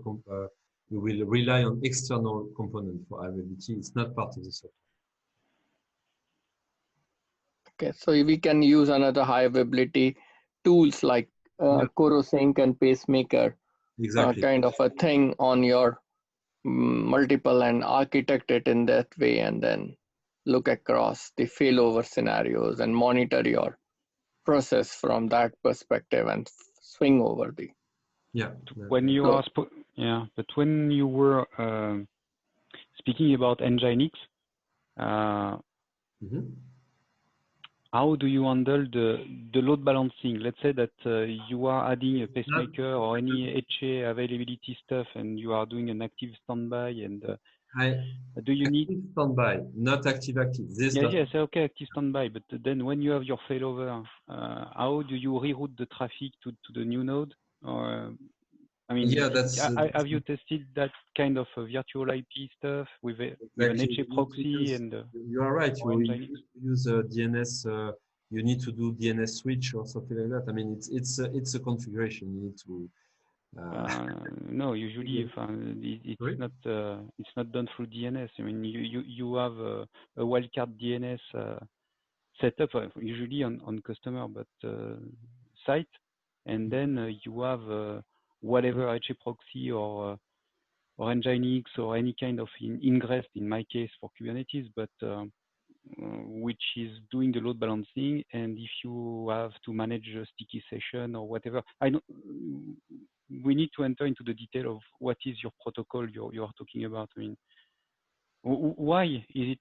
I mean, this is strange that you don't have this kind of load balancing, especially when you speak about a router. Why is it a single node stuff? And I suspect this is because your protocol, PNP or whatever, is not able to switch. Or this is strange because in Java usually. Because that's right. I mean, if it's processing currently a message in the memory of the Java process, if you switch brutally, that will not work correctly. The high availability for ProActive, I mean, it's not a 1 second high availability. This we cannot achieve with ProActive. So just that's not possible. Okay. So what happens is really a failover. If a server crash, we start another server somewhere else. But your database is embedded in your case. In that right? case, you need to have, that's right, a shared database mechanism, which can itself have high availability features. That's right. The database needs to be, of course, coherent between one server and the other one. So just to make it clear, this is typically what would be exactly the same type of mechanism for HPCM, which is a cluster manager from HPE. So you would have an active standby kind of mechanism with 2 servers, shared storage in between, and that's it. Yeah, that's it. Yeah, that's what we do. With this, we tested on Azure with multiple machine, same server. We brutally crash one machine, the other machine starts. And as you mentioned, you need to, of course, you need to have some kind of, it's not really a load balancer, but it's a proxy which is able to detect that once server is failed and will redirect the network, basically the kind of DNS. Well, you will have a single name and two backend server, and this single name will redirect the traffic from one server to the other one when the failure is detected. That's for all HTTP requests, etc., etc.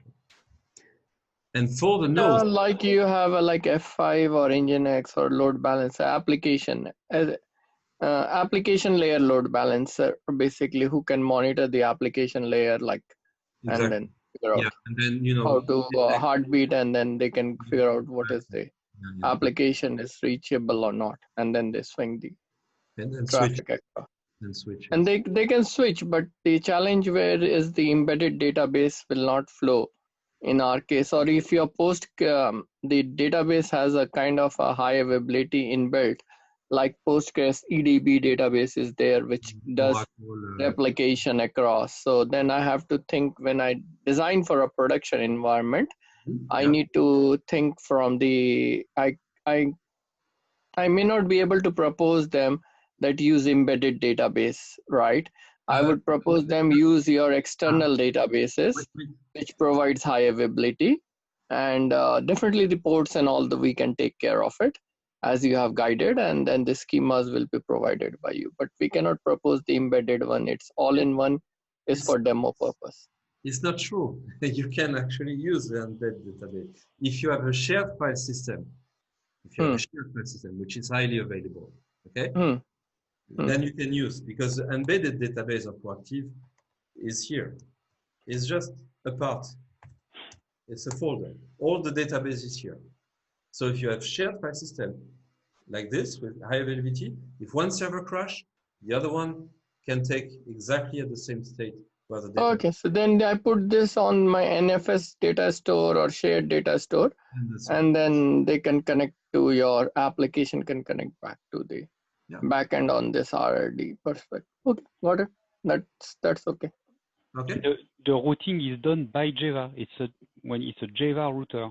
Yeah, it's not a TCP/IP external router. So no, it's I mean the PMR router is a Java router. Yeah. Okay, so it's using the method of Java to do the routing. It's a proprietary protocol which we implemented and which can hopefully improve even. It's the same for PNP. We implemented this protocol.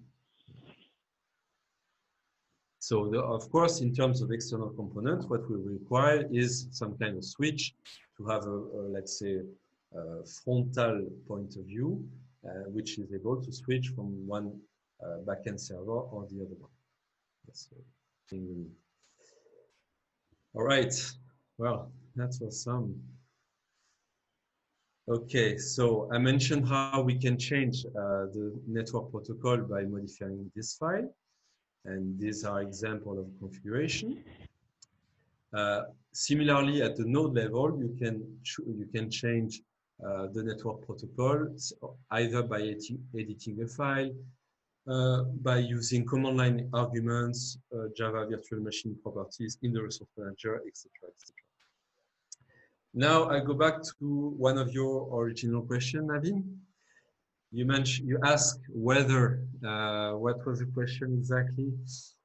We start a Java process and will I consume multiple ports for multiple ProActive nodes? So our nodes, are there as many Java process as there are nodes here in the resource manager?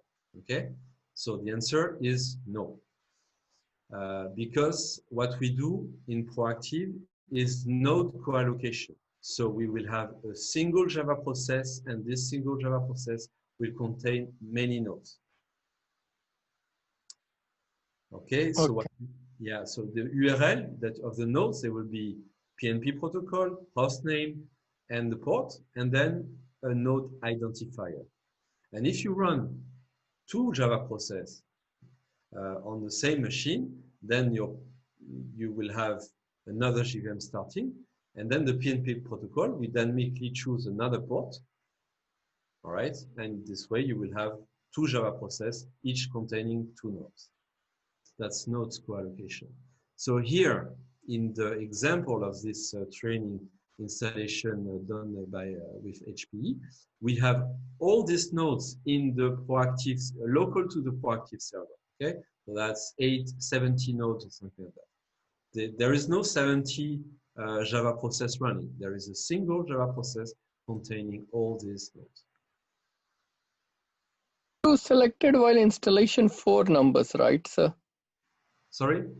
When you installed your app currently, I saw you selected 4, or did you select 1? Or no? I selected 4, yeah, in my virtual machine here. That's right. Right. So that means that you are going to run 4 Java, 4 JVMs, or is it only what does it? 1 JVM using node co-allocation with 4 nodes inside this JVM. In 1 JVM, 4 nodes. If that 4 nodes is running, then you will swing another JVM and run one more node, 4 nodes kind of thing. If we want to, yeah, that's right. We can do that. But in this one, while in HP's installation, they selected 1, 0? They selected 1 node only, right? When? Because here there are many nodes here. Yeah, they have many nodes, but they have selected 1 JVM. So in the installation, can you go back to installation view, please, on your install? There was you mean this one? No. The one on your, yeah. Can you go a little up, please? A little up. Yeah, just move your slide up if okay. On that Linux box only. So. Sorry, you want this? The installation one. No, not from here. The Linux one which you were showing me on the installation you were doing, right? All in one. Yeah, this installation when I run the install script. This Right. The install script. Yeah. Install script which you ran. Mm-hmm. And that you had a option of selection of 4, and then there was another question asked. There were 2 questions asked, I think. One was 4 node, and then there was another question asked, how many you selected. I'm a bit confused how many JVMs you can run, basically. Is there any selection criteria while installation? Like you said, the Java process is, in one Java process, you are running many nodes. Okay.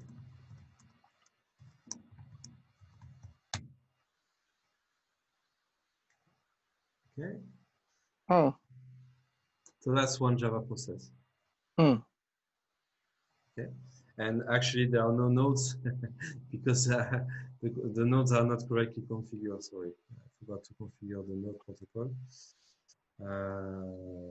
But normally, I mean, if you here, I selected as 4 nodes, and you will see 2 Java process, one for the server and one for the local nodes. Okay. But it is not working at this time, so it's okay. Yeah, because I forgot some configuration when I reconfigured. That's all. Okay. So that so basically, then if it is on the same host, right? Mm-hmm. But if I have like multiple nodes, then you're going to explain later, so it's okay. How to add nodes, then that time you will cover up. Okay. Maybe. Okay. All right. So how to add nodes? So nodes can be added using the Resource Manager portal. You can as well install ProActive Linux or Windows agent.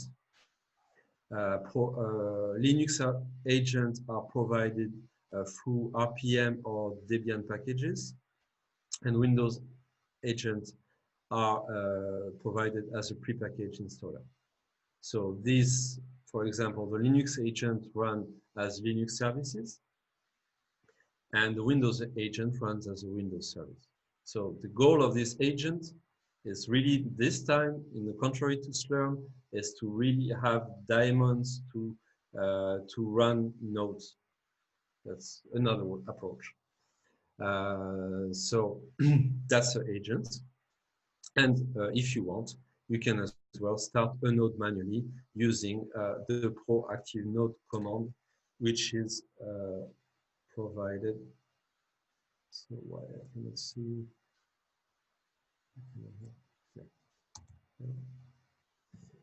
the screen.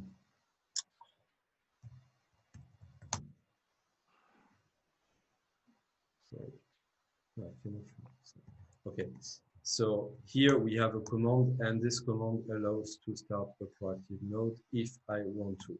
If I run this command, this will actually start a Java process. That will start a Java process.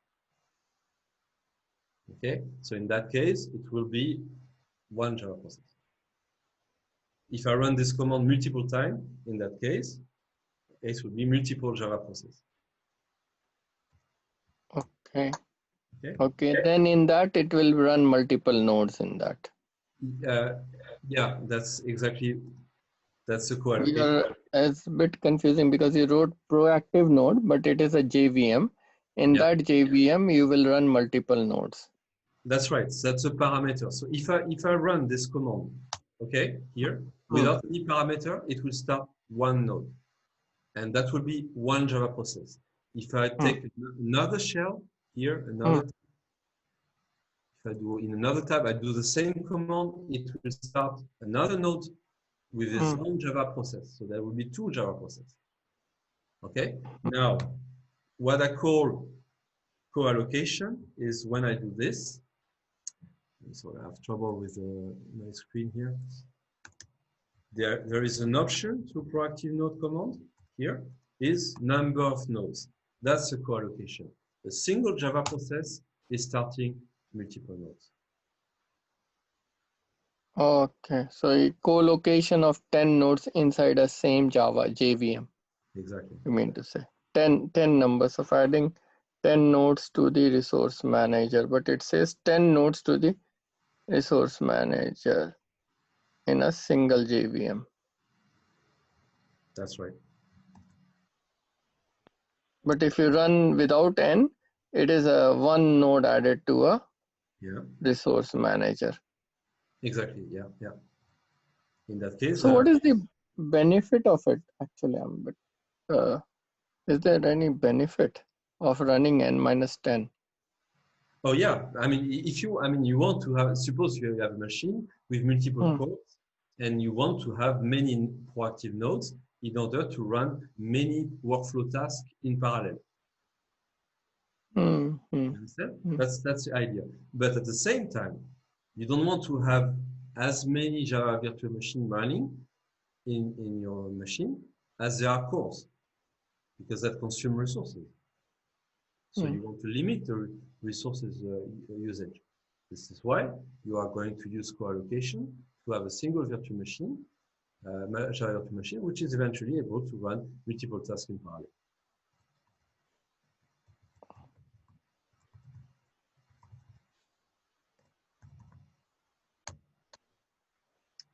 All right.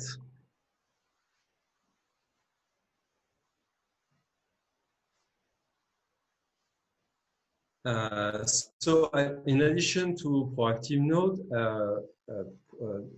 ProActive nodes, in addition to once you add the node, how do you connect to your current environment? Is it like once you run this, it was running locally, there will be some configuration which you need to do to connect to the your because when you add the node to register to the scheduler, right? Yeah. You need to put something and tell that command line, right, or something. Yeah, I don't know. Yeah, sometimes you because it's in the other side, right? Because I have, for example, I have 2 machines because I need to run those are my resources where my DevOps team will go and run their code, right?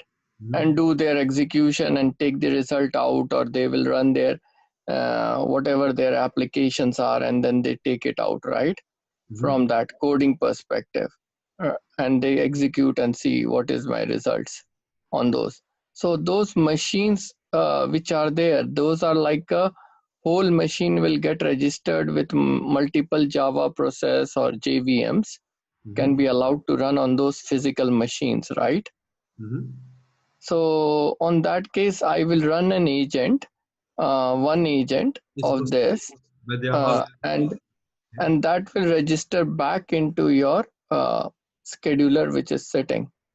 Yeah. Okay. So how do you do that? Where do you configure that? Is there any configuration settings here, or is it? How does it happen?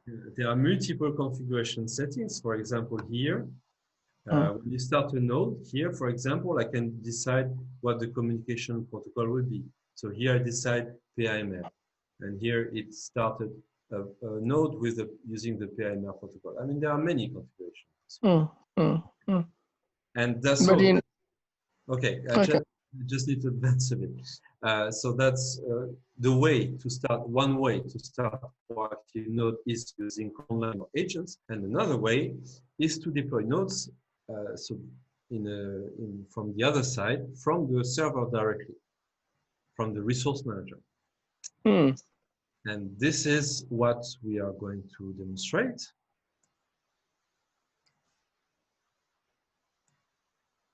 Okay, can demonstrate it even here. So, a resource manager allows to define node sources, which you see here. We have here 3 node sources. And a node source is composed of 2 elements, an infrastructure and a policy. The infrastructure will contain all the necessary information from the resource manager point of view to deploy a set of proactive nodes. A policy which will interact with the infrastructure to decide when a node should be deployed or, on the other hand, removed. The policy can also determine access control. So there are two types of access control, provider or user. Provider refers to which users or group of users can add nodes to this node source. And user refers to which users or group of users can run workflow tasks on this node source.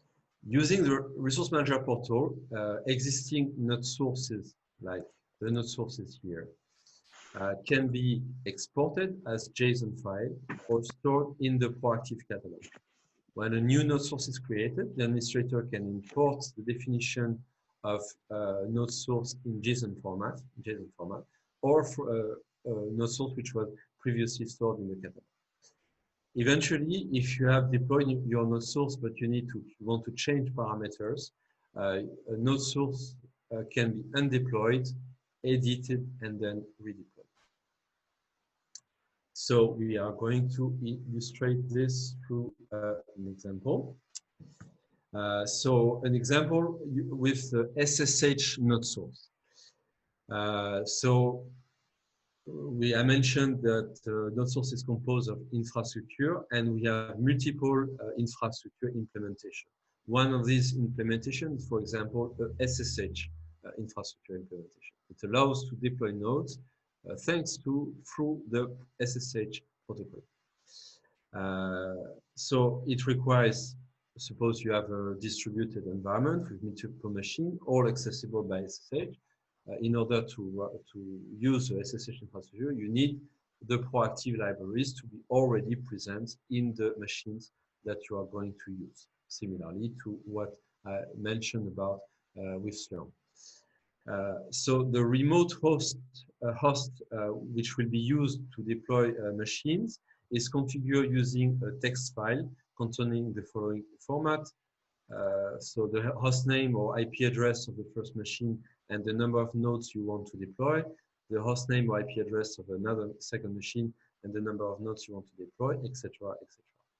And finally, you need the SSH connection credential with a combination of username, password, or SSH private key. And of course, many parameters can be added, such as JVM parameters containing the proactive protocol to use, location of the proactive libraries, etc. So I'm going to illustrate a node source example. So I'm going to connect to one of our demo platform. So that's another environment.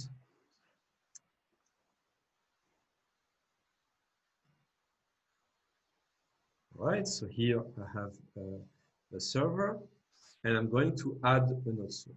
I'm going to name it. Yes. Yes. I'm going to choose the SSH infrastructure v2. I'm going to choose, for example, restart down node policy. All right, so what I require here is a host list containing the name of machines that I want to deploy on. There we go. Then I need to provide SSH credentials. So I'm going to use. Are these physical node or is it anything? Sorry? The one where you are SSHing, is this a virtual and physical nodes or what it is? Actually, I'm going to SSH to the same machine. That's just to demonstrate the SSH infrastructure. So, that's fine, but it's a physical one, right? It's a physical one, yeah. Okay. It doesn't really, that doesn't really matter. Right.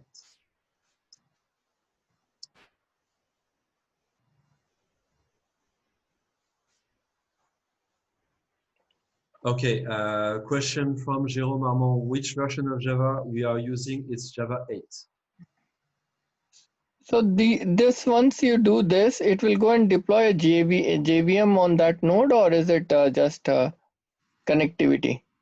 So here, what I did from the resource manager point of view, I entered the parameters of this node source.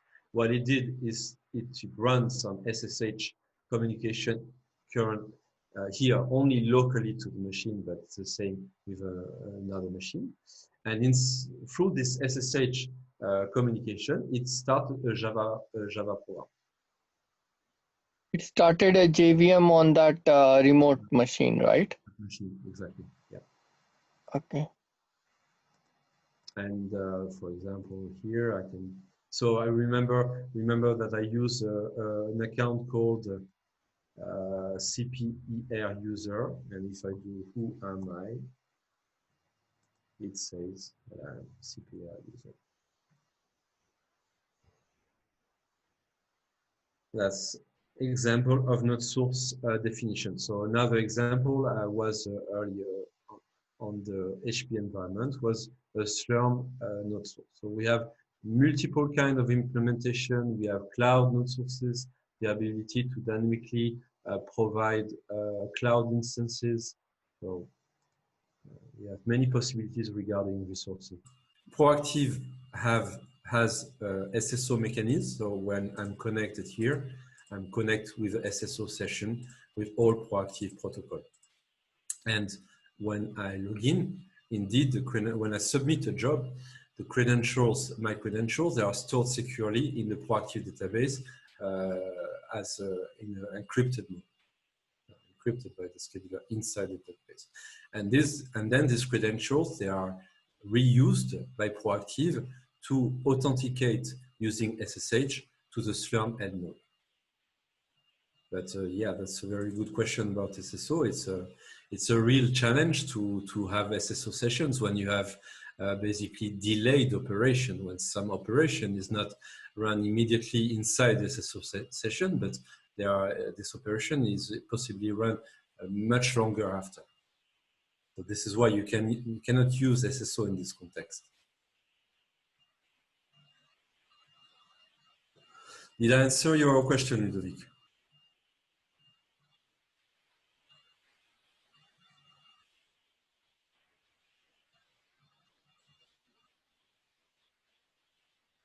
You're welcome. Okay, so I will resume.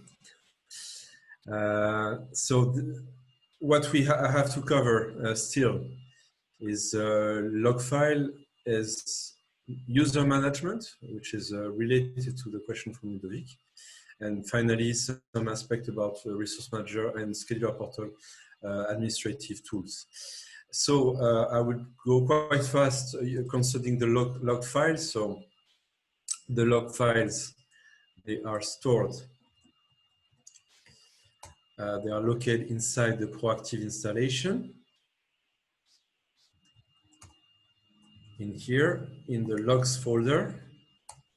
And here we have multiple logs. The most important one is the scheduler log. It's all internal logs of the scheduler and resource manager. So these are information that we use whenever we understand if something is not working correctly, for example, here.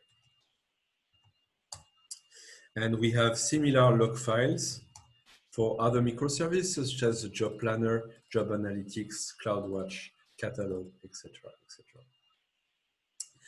We have as well log file for nodes, for example, for ProActive nodes which I started locally on this machine. I see here log files appear.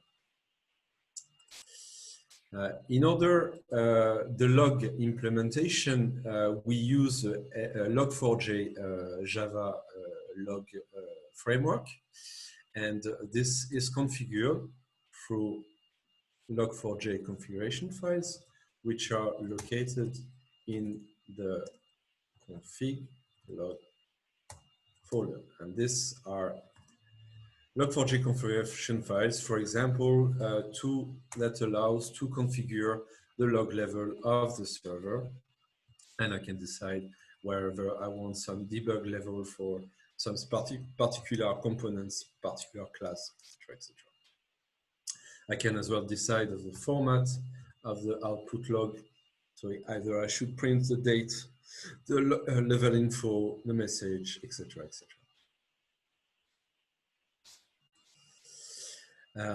So I mentioned that log file exists for each ProActive node, and depending on how the nodes are started, the logs will either be, so for example, if I use Linux or Windows agent, the logs will be stored locally in the machine which runs the node. And a similar log4j configuration file exists on node installation, and we can edit this configuration file to define the format and the login level. Now, regarding data files. So the data folder files of the ProActive server are stored inside the data folder. So in here, I have the data folder, and in this data folder have several subdirectories, and notably one directory is called DB, and this contains the basically the HSQLDB databases. So if I go inside DB, I see the various databases: the scheduler, the resource manager, cloud automation, notification, and catalog. And additionally, we have in this data folder this subfolder which are default global, default user, and these are the location. This is a default location of ProActive data space. So in order to understand data space, you need to have followed the preceding the session yesterday morning when I explained workflow implementation and I use file transfer. I describe file transfer. So this is using the data space, and the server data space, global space, and user space, they are stored here. So in the user space, you will have subfolder, one for each user, and in the global space, you will have a single folder containing the content of the global space. But of course, this is configurable. It can be deployed on an NFS installation, or you can even use a different protocol to manage data space. And by default, the user workflows that you are implementing using the studio, they are stored in default user, username,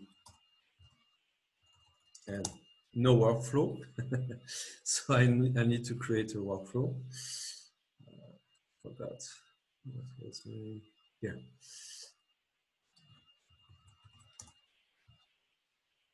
That's not the correct password.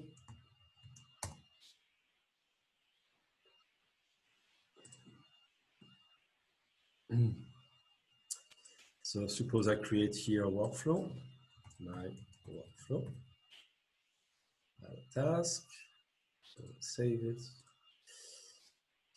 After this, the workflow there appears here.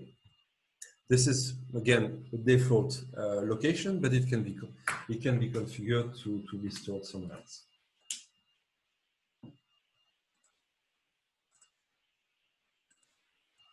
Now I'm going to talk about user management. So ProActive has an internal user management system.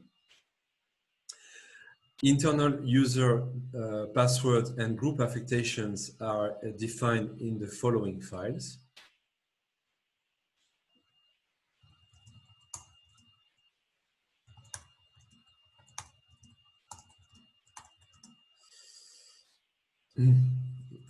Config, authentication, here we have several files. And inside we have the login file, which contains the internal account with the name of the account and an encrypted version of the password. And we have the group file, which contains the name of the account and the group affectations. in order to manage proactive internal users, we can use the proactive user command to create a new user, or to remove user, or to edit an existing user. So I'm going to show that. So the proactive user command is available here in Tools, and here I can create another account, a new account. I'm going to be a standard user. I create this account. It asks me for a password, which I enter. And here we go. And now in my login file,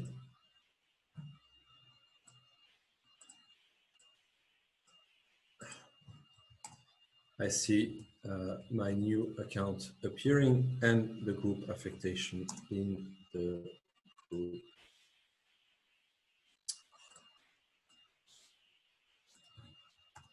In the group file, I see it on the standard view. So you can update the groups of an existing user, you can change a password, you can delete a user. So you have this command to manage your internal account. But of course, you probably want to as well manage external user accounts, to allow external user. And this can be done either through a PAM configuration, Linux PAM configuration, or a LDAP configuration. So the LDAP configuration is available in config authentication, and it's the LDAP configuration file. And this contains many LDAP information, the URL of the LDAP server, a substree to connect to, a filter to find a user, a filter. So this is an example on OpenLDAP. This is an example on Active Directory. Then you have a filter to find which groups are associated to a given user. Again, an example with OpenLDAP, and an example using Active Directory. You have the authentication, whether there is no authentication. You have a simple authentication, or even SASL authentication. Configuration regarding start TLS to connect to the LDAP server.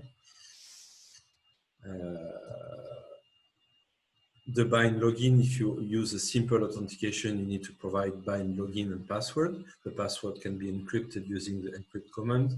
You can have a trust store if you are using LDAP-S, etc., etc., etc. And the fallback mechanism, so you can fall back. For example, you can decide that if a couple login password is not already present as a proactive internal account in the login.config file, then it will contact the LDAP server to find the user.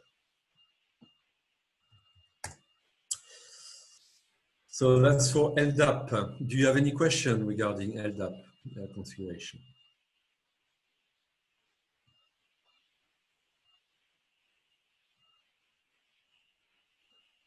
Okay, no question. Now I'm going to talk about roles. Inside ProActive, from a software point of view, we have different roles. Different users can belong to various groups which have certain rights to do something or not to do something. And these roles, they are defined inside ProActive using JAS, which is Java Authentication and Authorization Service specification. So in order to manage the user roles, we have the following file here, security Java policy server. And this contains, for all groups, the various rights, what this group of users can do or cannot do. So we have a predefined set of rights configuration. So for example, a user account is able to submit workflow, is able to access all the portals, but he cannot manage nodes. He cannot, for example, delete existing node source. He cannot interact with the workflow submitted by other users. He cannot define workflow priority higher than normal priority. So this is all managed here. So we can, for example, restricted portal access. We can say that a group of users is not able to see one portal, but is able to see another portal. And we can fine tune basically the admin, the rights in this file. So when we connect to an external user management system such as LDAP, we are going to do is generate to match existing LDAP groups with the JAS policy here. See here. So suppose that existing LDAP or Active Directory group represent a standard user from the ProActive point of view. In that case, we will simply duplicate our template for user. We are going to duplicate it, and we are going to name this new group according to the LDAP or Active Directory group name.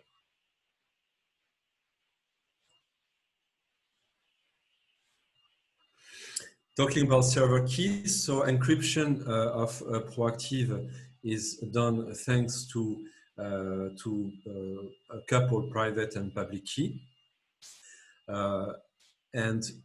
Server keys are stored in the following.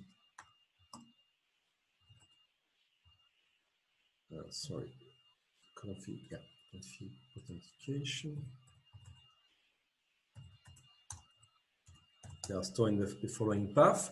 Whenever we install the server, the installation script will automatically regenerate these keys. And we have as well the ability to regenerate them manually using the following command. Talking about credential files, so credential files, which can be seen here, the CRED file, they are user credentials, encrypted user credential. So inside this credential file, you will have a login and password, which is encrypted thanks to the asymmetric encryption mechanism. So if you change, of course, the server keys, you will have to regenerate all these credential files. And in order to regenerate credential files, you can use the following create credential command. Now I'm going to talk about some admin aspect of the Resource Manager portal.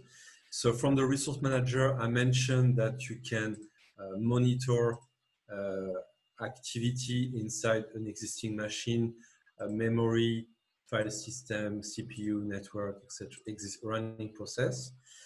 We have as well the possibility to get a thread dump from an existing node or from the server. So the thread dump is a snapshot of the current state of threads in the Java virtual machine. So we can do that for a node remotely or for the server.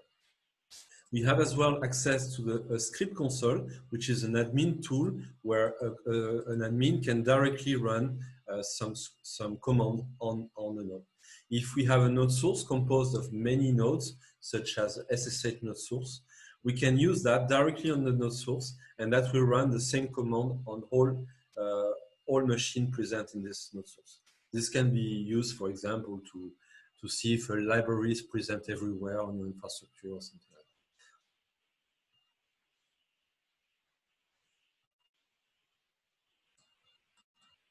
Additionally, on the Resource Manager portal, you have the ability to lock nodes So suppose that you are an administrator is going to do some operation on the machine, and we have a ProActive server running, but you don't want that workflow tasks are executing on this machine during this maintenance operation.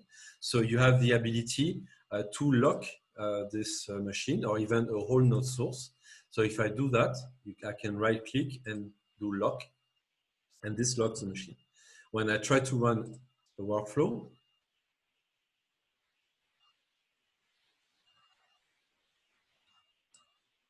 suppose I run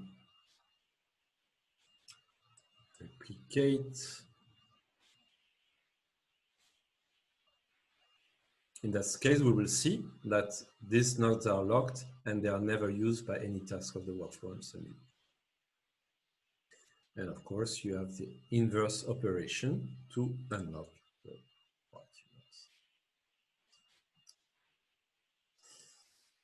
So I mentioned that you can monitor a host by clicking on this computer icon here and go to the monitoring section where you can see CPU usage and memory.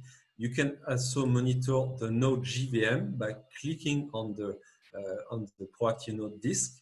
And here you can see, for example, in the Java virtual machine, the number of threads currently running, the heap memory usage, the number of class loaded, or the CPU usage of the Java virtual machine.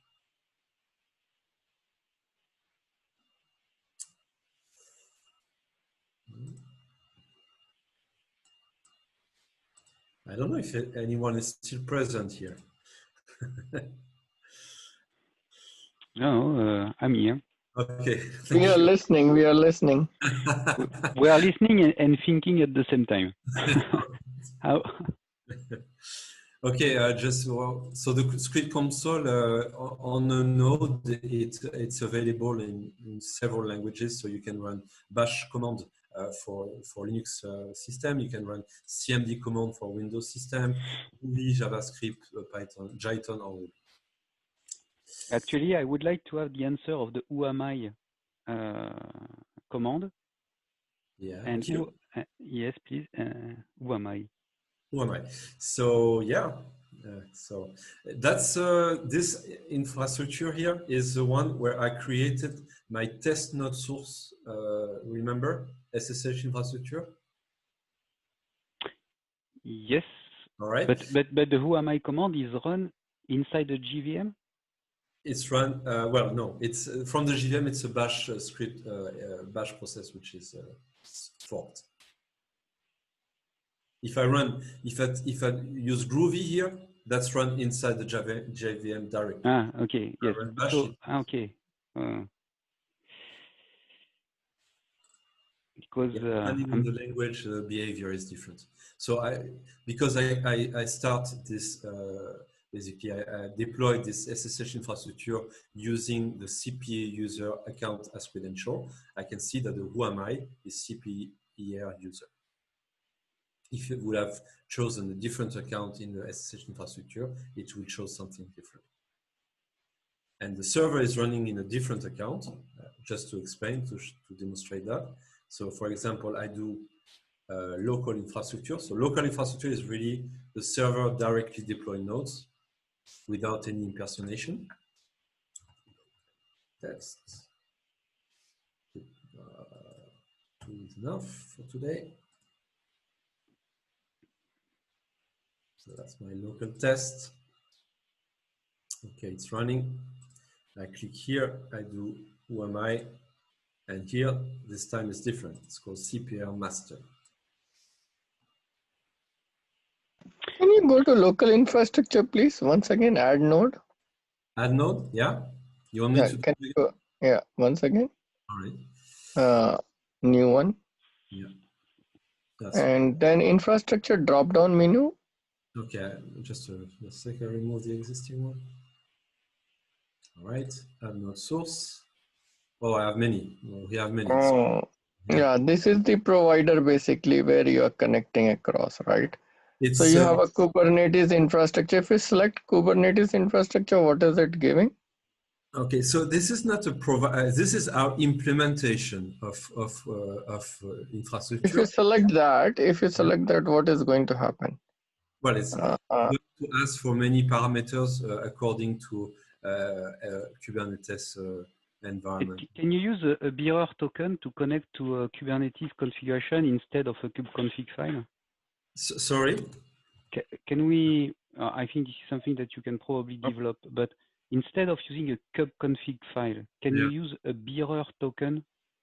No, I mean, this is our implementation of infrastructure. I mean, when we did this implementation with Kubernetes, it's a Java code which does all that. And at the time where we did it, we specified that we need to use a kube config file to describe. Okay, okay. So this will connect to your Kube API server, right? Kubernetes cluster. We don't have any Kube API server, so it will not connect with anything. But it's a possibility, yes, to connect eventually to a Kube server to deploy ProActive nodes. That's the idea. Goal is to do that, right? In the end, at the end, no, nothing. Sorry? Currently what it is doing,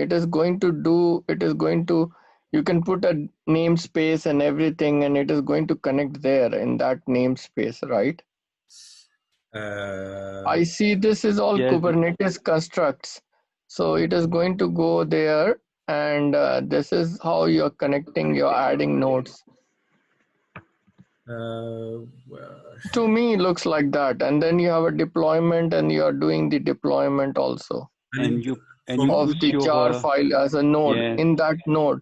And that jar file is going to work as your node cluster or the Kubernetes cluster for where you will run your all kinds of processes or whatever you coding perspective they will run. Yeah, that's how it looks like to me. Okay, yeah, well, the only Kubernetes related configurations here is a kube config file. Node jar. No. A whole thing is there. Underneath is Kubernetes namespace, where you can type your particular namespace for an application owner who is going to do TensorFlow development or whatever, or some other development he is going to do. Then he needs a space to work across, so your code needs to get executed, whatever he wrote. That is going to run into some JVM process, which is running in the Kubernetes pod, basically. That is how it is going to look like. I would expect a Docker image or Docker image will run through that, and then they will spin the stuff on. In the kube config file, all this information, the image. No, I don't think so. There is no image in the kube config file. If you click select, is there editable or is not editable? Are you sure there is no image in the config file? Well, no, the Kubernetes config file is going to list the tokens and the authentication of who you are, and in order to access a particular namespace, here at default probably. So it's just containing certificates and tokens for authentication and your context. So the kube context and so on. But here you need to push your jar file into a Docker image. Actually, because here you are telling I'm going to push something. So This is where it is going to go. In that namespace, it is going to go. But so I suspect that the Docker file is just embedding a Java inside environment. I think so. The Docker image is just supposed to have a Java command, and actually, what we do is we use a command to download the libraries from ProActive dynamically. Okay. When the node is started, and then to start the Java command. Yeah, that's how it looks like, something like that. Yeah. This way, the image does not require to have the ProActive libraries already, which would be very tedious. So, but it still requires to have Java. Usually, well, I mean, when you are doing DevOps, you like to separate the build and the run, and so it's if you want to replicate and you want to always have the same result, probably that you would put the Java runtime and all the libraries into an image and put a version on an image and that on your registry. It makes sense. It totally makes sense, but this is why it is configurable. This yeah, okay, but no, this is a detail. Don't worry. All right. Understood. Maybe we can get some more inputs on that, how you guys are interacting, because we are thinking to run on to our HPC, our HP. We don't know each other. Container product. I think we have the same idea. So we are thinking to grow the business from that perspective. So that's where we needed some inputs, how to go and educate customer that the guys who are going to do AI, AML development, the developers, they can use our platform to use your what they call it, it's called meta scheduler, I would say. Meta scheduler, or you can call it IDE for AI kind of a thing, right? With easy understanding workflows and all. So that will help data scientists to visualize the IDE kind of thing, kind of perspective, where I see this more valuable. I think I understood what you need to do. I just need to finish my session because I have actually unfortunately a call right after. So yeah. Go ahead. I just want to mention the admin kind of capabilities we have on the scheduler portal. So from an admin point of view, what you can do on the scheduler portal, you can kill an existing job. So here it's grayed out because it's not running. It can from any user. It can as well change dynamically the priority of a job when it's running, and it has a capability to set it to idle, which means very low priority, or highest, very high priority. In the admin menu, you have the capability to change the state of the ProActive scheduler, and there are multiple states. So currently, the state of the scheduler is started. It's currently running. It's able to run jobs, etc. But we can change the state. For example, the free state. In the free state, if I submit something, so submit.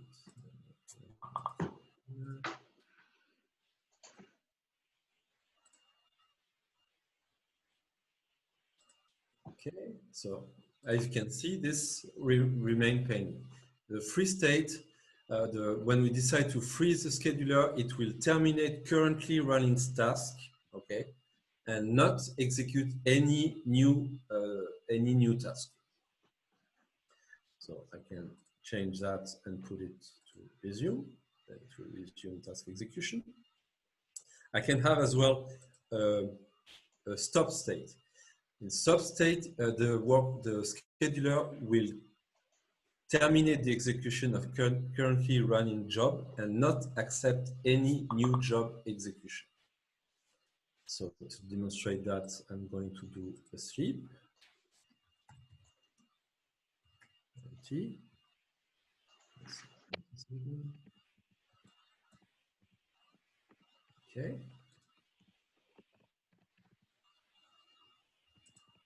Okay, now I'm doing stop. The scheduler is stopped. I try to submit a workflow and it says I cannot submit. But you see that okay, after a few seconds, this job terminates its execution till the end.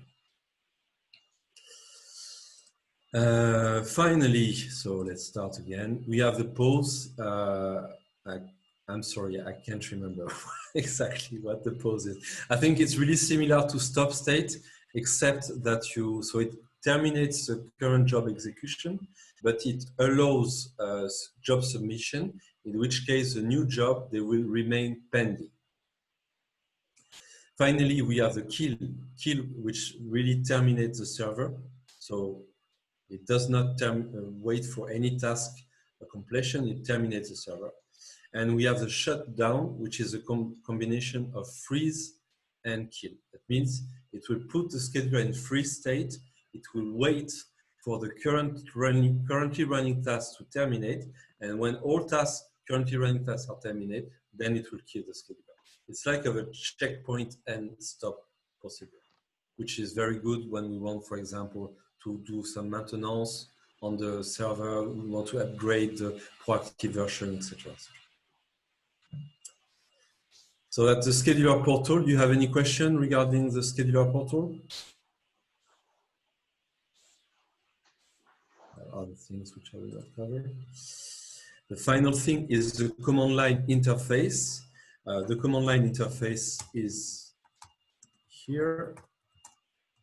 It's called ProActive Client.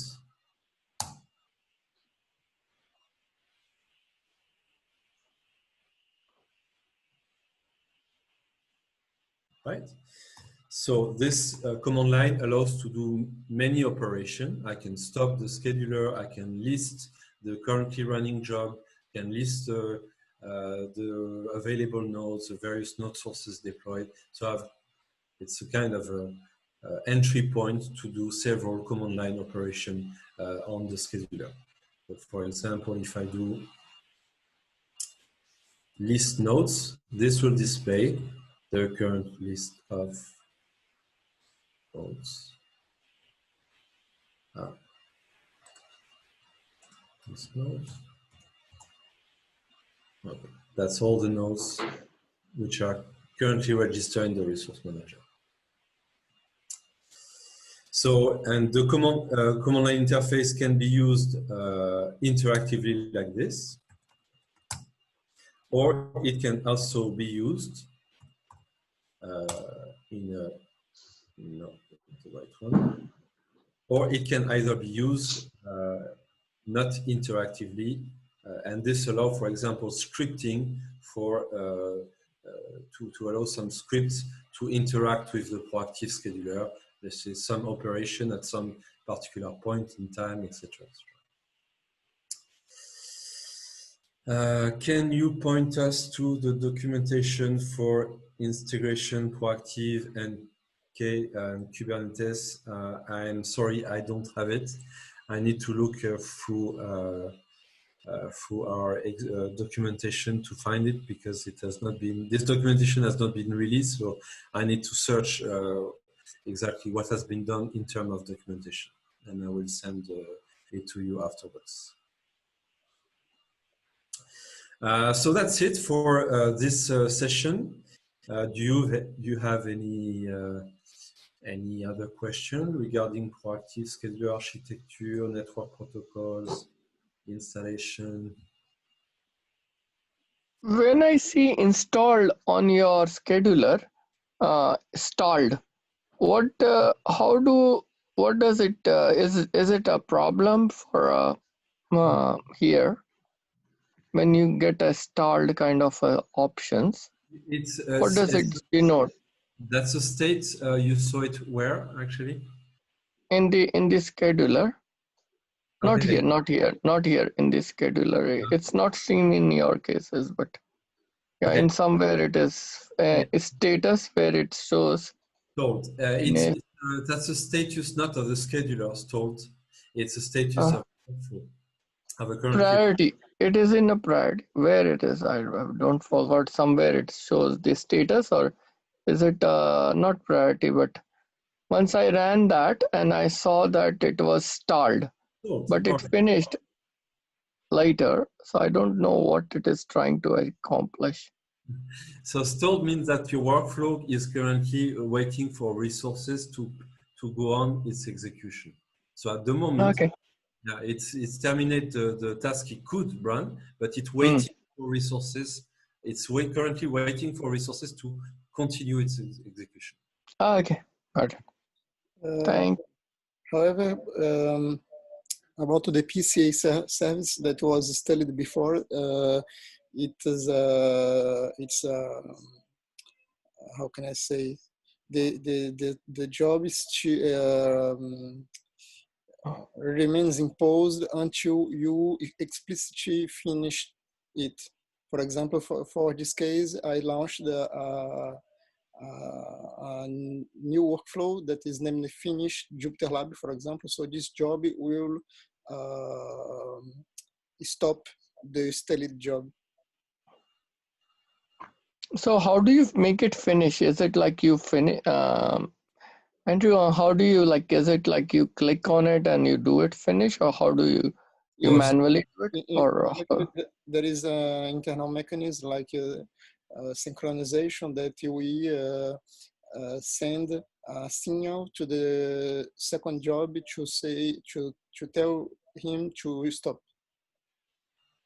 A job A sends a signal to the job B saying that okay, now you can stop.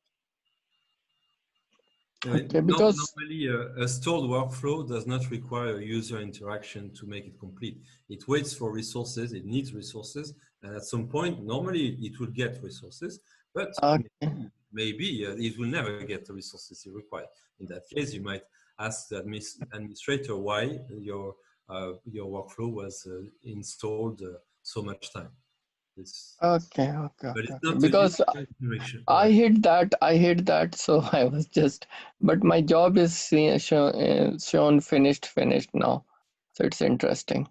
Okay. I hit the resources stalled, but now I see it is finished in my JSWAL, right? If you see 63671, yes, that is one.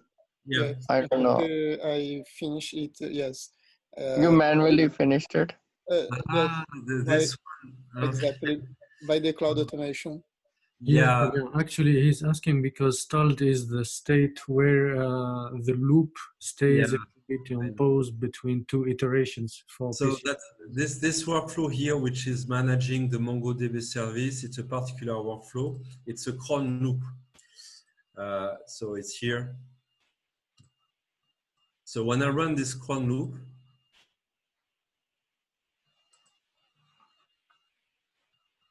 see my cron loop. Where's my cron loop? That's not the right scheduler. Yeah, I didn't run it. I have so many scheduler open, I'm lost now. All right, so. Okay, that's my cron loop. And what it's doing is running the first task, then it waits 1 minute and run the second task, etc., etc. And between each individual execution, it's installed mode. That means cannot go on. I have to wait. Okay. Got it. Thank you. You're welcome. Probably maybe next week, or hopefully before September. How is this licensing done in this one before you close? Is that licensing? How is this?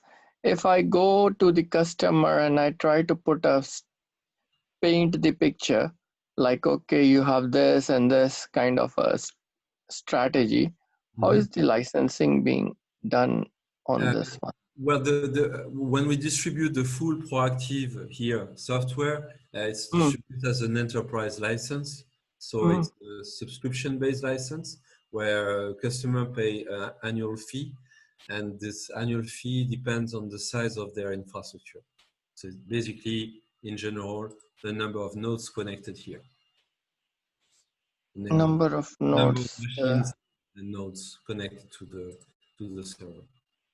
Number of physical nodes, or is it a virtual nodes? How do you do it? Yeah. Number of physical machines, cores in the machines. It's a standard way for a cluster or scheduler type of software. I mean, some software vendors, scheduler software vendors, use a completely different approach.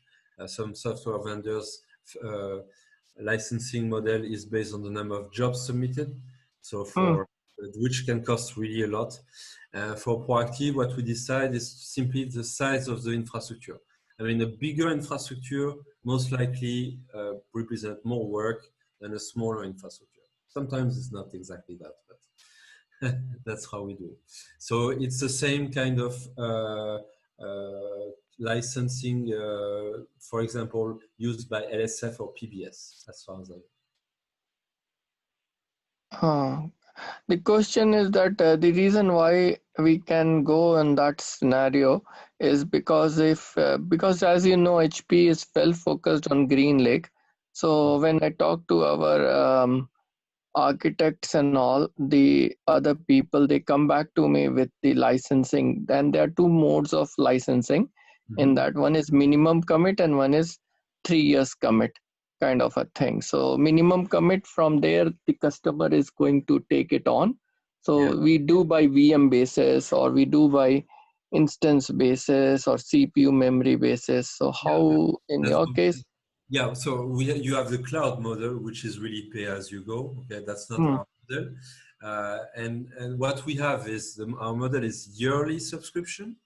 Okay, you pay the license for 1 year, and this license allows you to use the ProActive software for an infrastructure up to a given amount.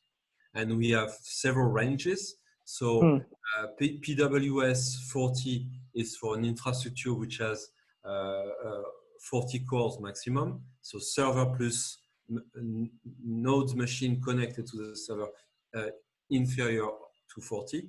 Then we have PWS 100 for up to 100 cores, PWS 200, 500, 1000, and that's okay. So that's the slab. You start with 40 core, then you have 100, and then if customer needs another 40, you have a stack of 40 kind of thing.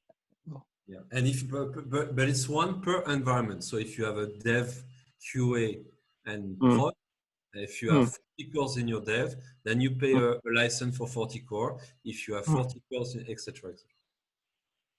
Okay. Okay. Understood. Thank you. All right. Okay, I need to go, and thanks a lot again to everyone.